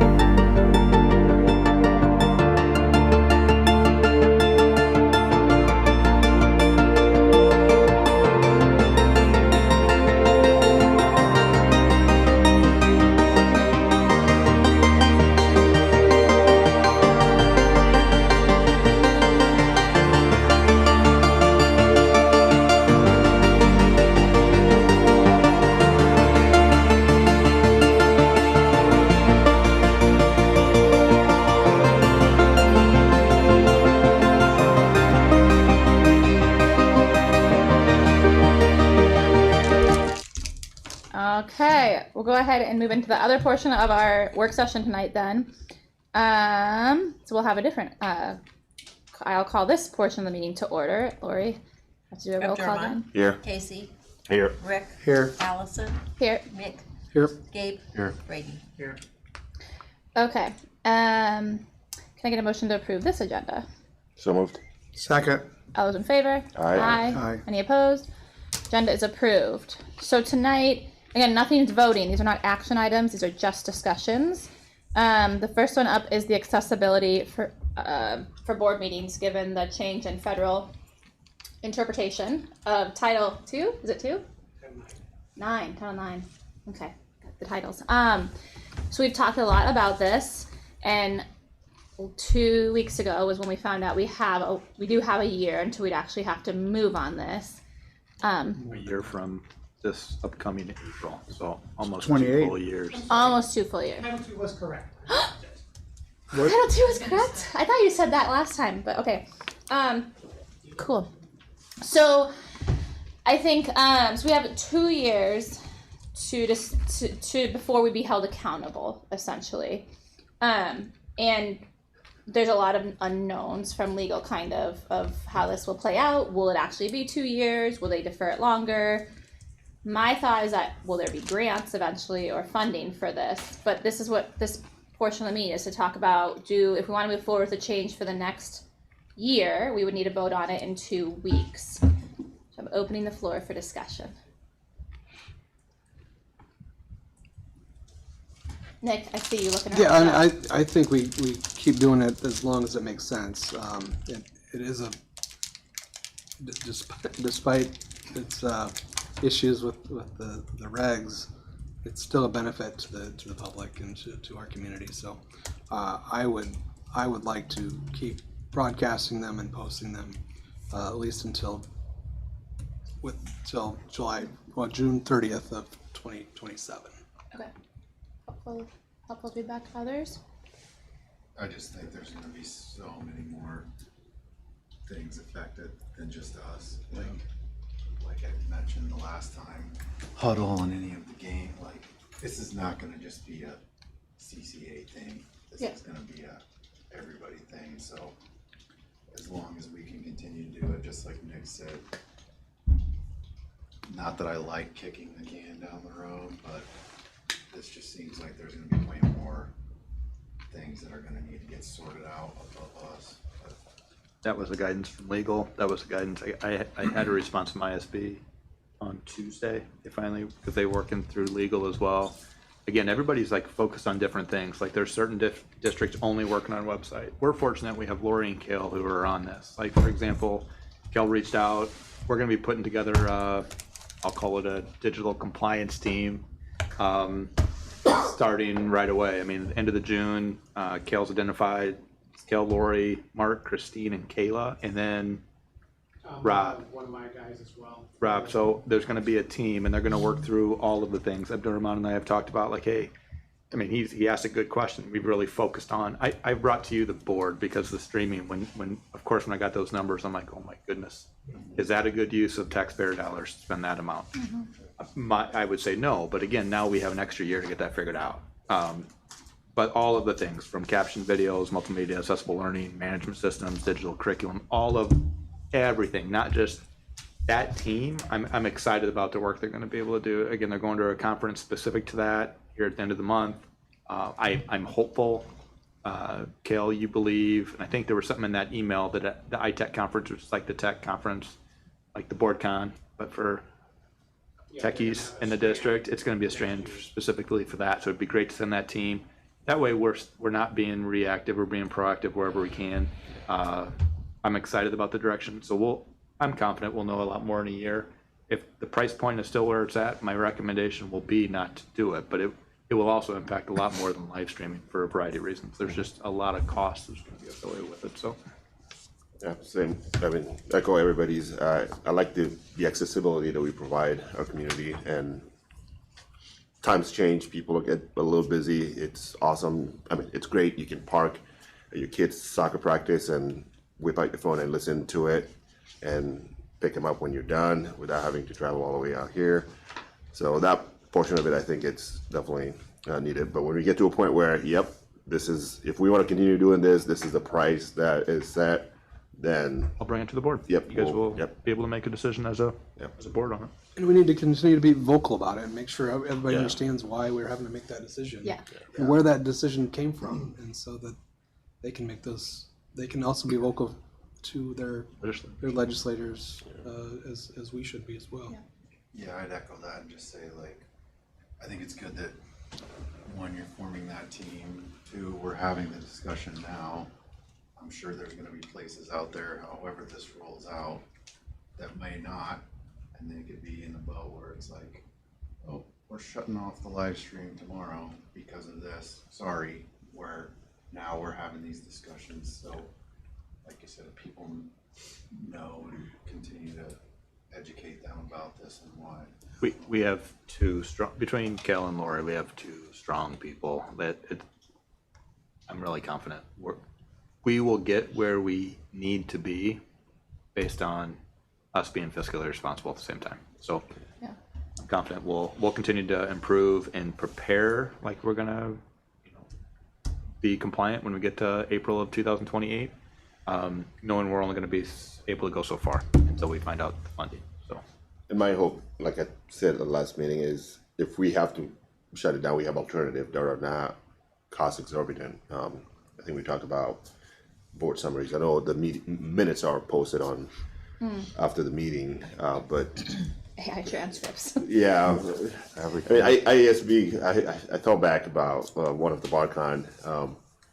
Actually, it wasn't a BardCon. It was our retreat in Amana with IASB. Where like your minutes don't have to be comprehensive, right? You brought an item, you voted on, and those are pretty much what's needed. You don't have to get to the meat of the discussion and stuff, but just a quick summary of what's been discussed and what's put out there, so people are aware. It's not at the beginning of the year they find out, oh, the board decided to do what. That was like 3 months ago that we voted on. So keeping that information out, reaching people where they at, instead of having them come to us. One thing I forgot to ask this a while back, Lori Robertson, the Assembly website. So when we post the agenda, we get the email saying agenda is posted. We can go look at it. Is there a way for, I'm gonna say, community member to sign up for a newsletter when an agenda is posted and it becomes official? It says, hey, there's a new posting. Like, I don't know, Kale, RSS feed used to be a thing where you can subscribe to a website, and if there's a change, it blasts everybody out. I wouldn't count on it too much. They're just now getting around to do some of the 2FA they should be doing. Okay. So they're not, I wouldn't say they're all that. Not through Assembly. I mean, it's published that always on Monday Mhm. before the Well, they meeting could at do 1 something o'clock. about And I send emails to staff. Right. So they know that it's available, but, and it's on the Is it linked like in the district?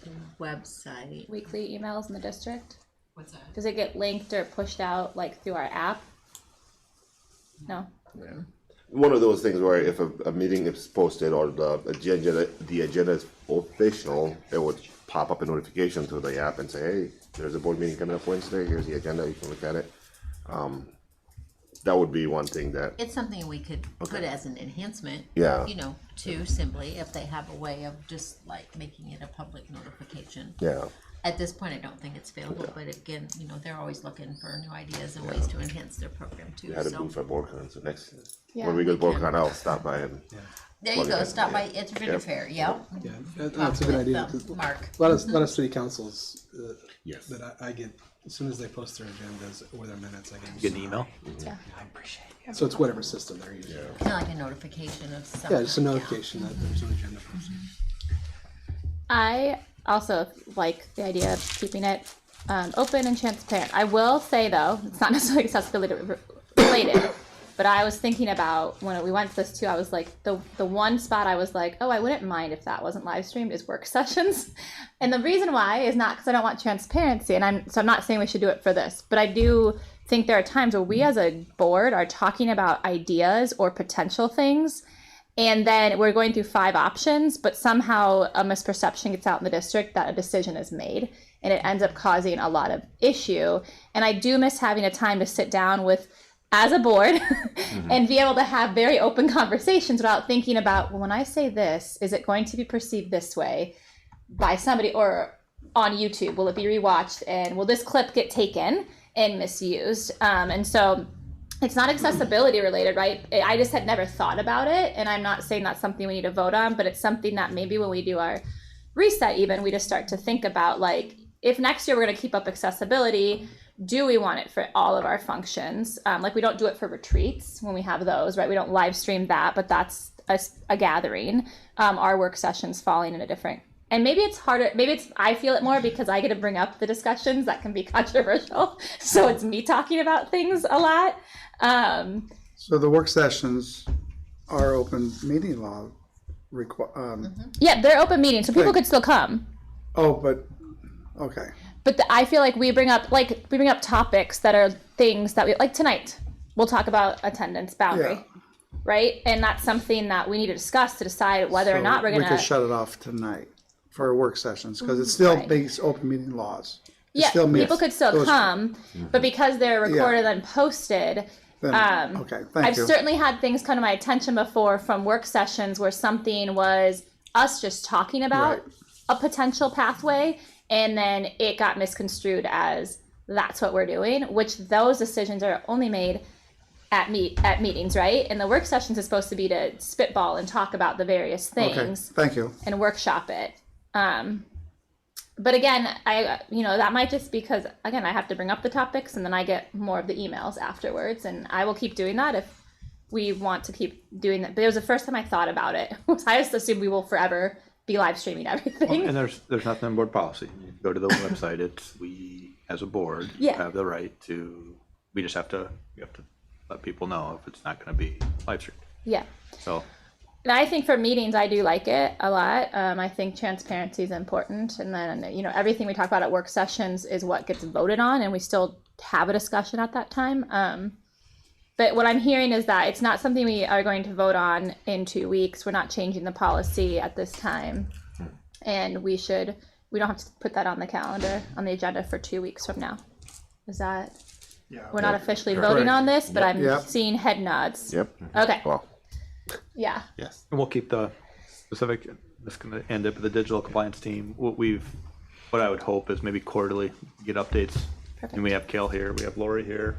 Mr. Moody will be at the meetings, I'm assuming more next year. So we'll have plenty of representation on that team. Sounds good. Okay. Great. The next one, attendance boundaries. Yes, let me start by saying I have no interest of just opening up our boundaries. So anybody online, if you're panicked, it's not happening.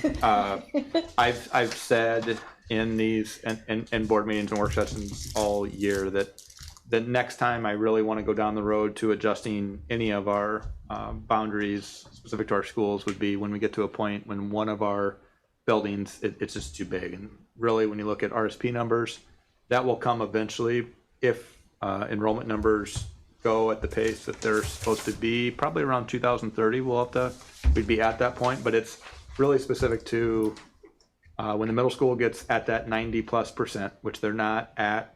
You know, we have a little bit to go, even though we have a substantial large class coming in. It's only one class. It's a blip on the radar, and that's hopefully things continue to grow and it's no longer a blip on the radar in a few years. But when we get to that point, 6th grade moves down, we're going to have to adjust some boundaries if and when we get to that point. If and when is the key word. So we're not there yet, and so I don't like to look down and make decisions based on what ifs. But specific to what I have in front of you today is that section that is on our map highlighted in red. So long story short, I'm never gonna throw anybody under the bus, but there were conversations and people were granted permission to send kids to the Tiffin elementary schools when they were clearly identified as should be attending Clear Creek Elementary. So now you have families, and I don't know if it's completely established yet, but you have families living there when they should be attending CCE that were told, and the realtors were told by a certain individual who's no longer here, that they could attend Tiffin Elementary. Well, the problem with that is it's not following our boundaries. And so I'm not asking for us to open our boundaries up. What I'm asking for is it's just like policies. Like if we have something in place, I think we should follow it. And so there's really no closing that door, but I'm not going to ask those families who were told they can go and they're here. I would say in that section, I'm asking the board to think about, and again, I'm not asking you to make a decision tonight, but think about making that go to Tiffin Elementary. Because that's what's happened. Because otherwise, all of a sudden our boundary map is subjective. And that's the last thing we need or want. You just want to formalize it. That's it. I just want to. You go. No, I was just gonna. So they're currently attending Tiffin Elementary. The problem is and again, I don't know if those are all full. So if there's houses being built still, when they register, Kelly's getting it and saying, well, your attendance center is Clear Creek Elementary. Well, what happened was people, when they started moving into those, somehow they bent the ear of a certain individual in the district, and he just said you're going to be able to go where you want. Again, it contradicts boundary map though. Like I have a lot of tough conversations all year around this same topic, and I tell families before you move, ask a lot of questions. Don't rely on your realtor. Call us at central office. We will verify where you will attend if you move here. The only variance I've allowed is during the school year, if someone moves, I allow them to finish the year where they started, knowing that next year they have to attend, because we just don't have the capacity to open that up. We will never be able to close that door again. And we're growing too fast, and Tiffin's growing Sorry, Rick, did you have a question? Before Right, I think Aaron touched on it. Just verify or clarify. If you're going to Tiffin today, you're going to let it go there next year. But the neighbor, somebody moves in with kiddos, they're going the other way. That's why I'm saying I don't want to have to do that. Yeah. I want to change this. I want to change this whole. Oh, you want to change it cold turkey? Yeah. Oh, if they're going to Tiffin. Yeah. Yeah. Oh, you want to shut them off now. Yeah. That's what my concern, because Joey. Let them stay until the ones in Tiffin currently stay there. Change the boundary map so anybody new who moves in goes to Tiffin. Okay. To Oak Hill or Tiffin. That's how I understood it, and then I went I'm not backwards. trying. We need to grow enrollment. I mean, I understand from being a new person in the district. I understand why there's a lot of yellow. We're trying to maximize our building space, and I'm not trying to hurt that. Believe me. But that being said, if we have something in place and we're not following it, I think it's important we make an adjustment. And it's nobody's fault sitting around the table. Right. But we're dealing with the fallout of it. So my question is, if we're gonna change the boundary map, I'm gonna stand up, I'm gonna Vanna White this. Do we just change it all the way over then? That was what I was gonna say. If you bring up that other map. Because now I feel like It's the same, there's so many. No, there's just so many over variables. to just over to here. Jasper. Yeah, you definitely could. I mean, there's nothing there now. There's nothing there now. There's probably not something in the foreseeable future. But then that 'Cause way, the big roundabout's gonna be 10 years, I mean, I don't know when, but if this pops up, then it's not like, oh, well, these kids actually are still going to CCE. Yeah, that would be. It's the same concept though. Can you scroll down? Like, and so, like, either way, I guess, go scroll up. Sorry, Kel. And I was looking. So, like, at when the you go reverse. up, when you go up to, like, that, what is that, County Road F28? Like, that makes, to me, why would that kiddo not go to North Bend? Yeah. Because it just North Bend doesn't, was full. like, what's gonna happen is there's choice. If you tell a family, if a neighborhood goes up there, they're not gonna wanna drive that distance. And I don't even know if that would be possible for our transportation department to be able to do that, especially when you have the vicinity of North Bend Elementary. You know what I mean? This So- might have been, this looks familiar from when I was on the board previous. That's when Brenda's building where we had donuts. Yeah. Was a classroom, and the library was a classroom. So that's probably what happened there, Aaron. It was Well, full. it's still, I mean, they don't even have fourth there. Yeah. So, like, they're too full. I mean, if that grows, then we have. Well, that's what I'm saying. There's other things we have to think about. Yeah. So, but obviously we're expanding north. Now, I mean, you can see it. It's going to be happening here probably within 5 years. That's, you know, with the. Say what? We should If you go down to the other map, we go down, okay? I was looking at it the other way and just basically the whitetail lane box. Like, no lane. They're the ones that are essentially grandfathered the- in now. That would be it. That's it. So if there was future growth and to There. the right or to the left, because that's where they should be going anyway, correct? Like To CCE. that's what. All of everything in yellow is supposed to be going to CC, Yeah, which so just I was doesn't. saying like Yeah. Come Vanna White with me.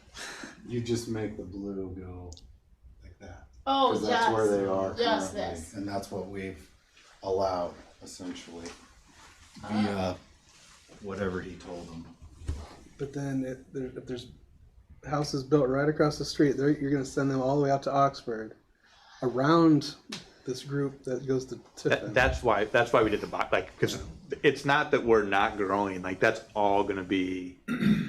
And again, I don't like messing with boundaries until we absolutely have to. I'm not trying to cause angst here, but we're not following our boundaries. How many kids are currently there going to Tiffin? So. I don't know. I don't know that number. Enough That's that's like- got put on my radar right away. It's the same, like to your point, Nick, it's the same thing further down in Tiffin. Yeah. The complaints that we get from, he lives across the street. And I So go to that's- Tiffin and that's the one thing I worry about. Again, like, here's an example. There's a nice that we- farmhouse way that got down thrown by out. like the black, When we switched that board. down in the way southern part of the district. I know we have a family not coming We back got sued. because of where it I'll just tell you doesn't make later. sense to them on why they would have to go to CCE. So like, there's the unintended consequence is people have choice. If they don't want it, So I think that was the one thing, like you're saying, is about, across the street, they don't go there. My one concern is that if we say we're changing it because, like, next door neighbors, one will have to go to CC if we enforce this, and one said it's go to Tiffin. You can kind of then see people from the other spot in Tiffin being like, well, our across the street neighbor has that, and then what do we do? you're right. And so that was my one concern of, like, should we just keep it of, like, yep, they got grandfathered in because there was a different person who did approve things, and now we're just saying, no, our stance is we're not approving that in the future. We're going to adhere to these we're grandfathering in the people who got approved for that. We're not going to force them to change elementaries, but we're taking a stance on, from now on, the boundary is the boundary. Siblings, I think, would be grandfathered, right? Like, if you have a 3-year-old and your sibling got grandfathered into Tiffin Elementary Schools, when they come up, they can go. But a new family moving in, do we say, well, it's CCE, there was previous leadership that did things differently? That would be a mess. Yeah. That's why. It'd be hard to track, wouldn't it? Kind of.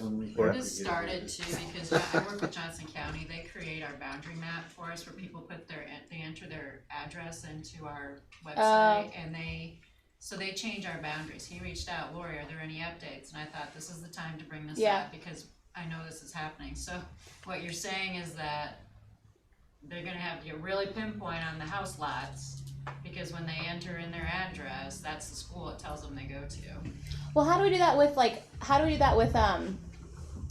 district employees where they can take their kid to a different elementary? That's a different process. Yeah. So that doesn't affect that though. Those. And I'm not so sure, Denny said that, because I reached out to him too, just wanting to know from a busing perspective, that it gets a little wonky as you get closer to Jasper because it cuts through backyards of people's houses too. So there's some people that are halfway over there too that are in Tiffin and CCE's in their backyard or something, so there's some other things there too. I'm bringing this up for you, like, we're not taking action on this, but Right. it's more to just think about it. Because there's no good option. We could put it back on for a discussion or an action item 17th, but it makes me uneasy to say we have a boundary and we're not following it. I would rather update our boundary in a really small portion. We're not touching anything else. So, but again, that's just my recommendation. You guys get to make that decision. I can continue to say anybody that moved in there is going to be able to go to Tiffin. But again, it's just. You said update it. You're not really saying update. You're saying enforce it. We already have the boundary. No. Right now it's If we enforce it, CCE. Yeah, if we enforce it, those kids would go to a different school than they are right now. And we're just updating and say, you're already going to here, we'll just carve out your house. We're going to make that pink on any other sheets moving forward. That little box that's yellow would be pink. Yeah, if we enforce the current, they'd have to transition. Or you'd have to start enforcing it and say previous are grandfathered in their way. But either way, like, somebody in that area is no longer going to go to Tiffin. Or we change it. It's why you can't make this subjective. It is. It's very frustrating. I got to this from one conversation, and you mentioned realtors. They must have been misinformed. Yes. Oh, they were. What's the matter? They were informed. It was just. They were informed, I but consider. the person who informed wasn't following boundaries or policy. No, that's. Instead of following the map. Because the map would have taken some board approval to change as So, well. are you guys okay for just think about it for the next couple weeks? We'll put it on as a. I don't know. Yeah. We don't have to take. I guess it could be an action item. Yeah, I couple think we can go ahead and do an action item. But in we'd 2 have. Do we have to weeks. look anything on the backside from our end, Lori? On. I don't think so. What would this be? When would this be effective? I don't know 27? if that takes a legal Would we- resolution maybe or the- something. For any boundary To change? it, if we'd have to have some. It will give me a couple weeks to look into it in the back. We can always do it in July if we need to. Yeah, if it had to be pushed back because there's anything we got, like legal wise, 'Cause we'll just make sure. If we're thinking we do from it like a then. registration or starting school standpoint, the boundaries probably needs to be enforced by, like, updated by August would be best if we Yeah, decide there's to more than change just it. the district this would impact. Yeah. So Okay. Yeah. I can do the legwork in the next couple I weeks. think I like Gabe's idea. I feel bad for those kids that I might do. live right here. You know what I mean? Yeah. Yeah. Okay. And it goes back to the kiddos are resilient. They'll be Yes. just fine. It's mom and dad, the neighbor kiddos.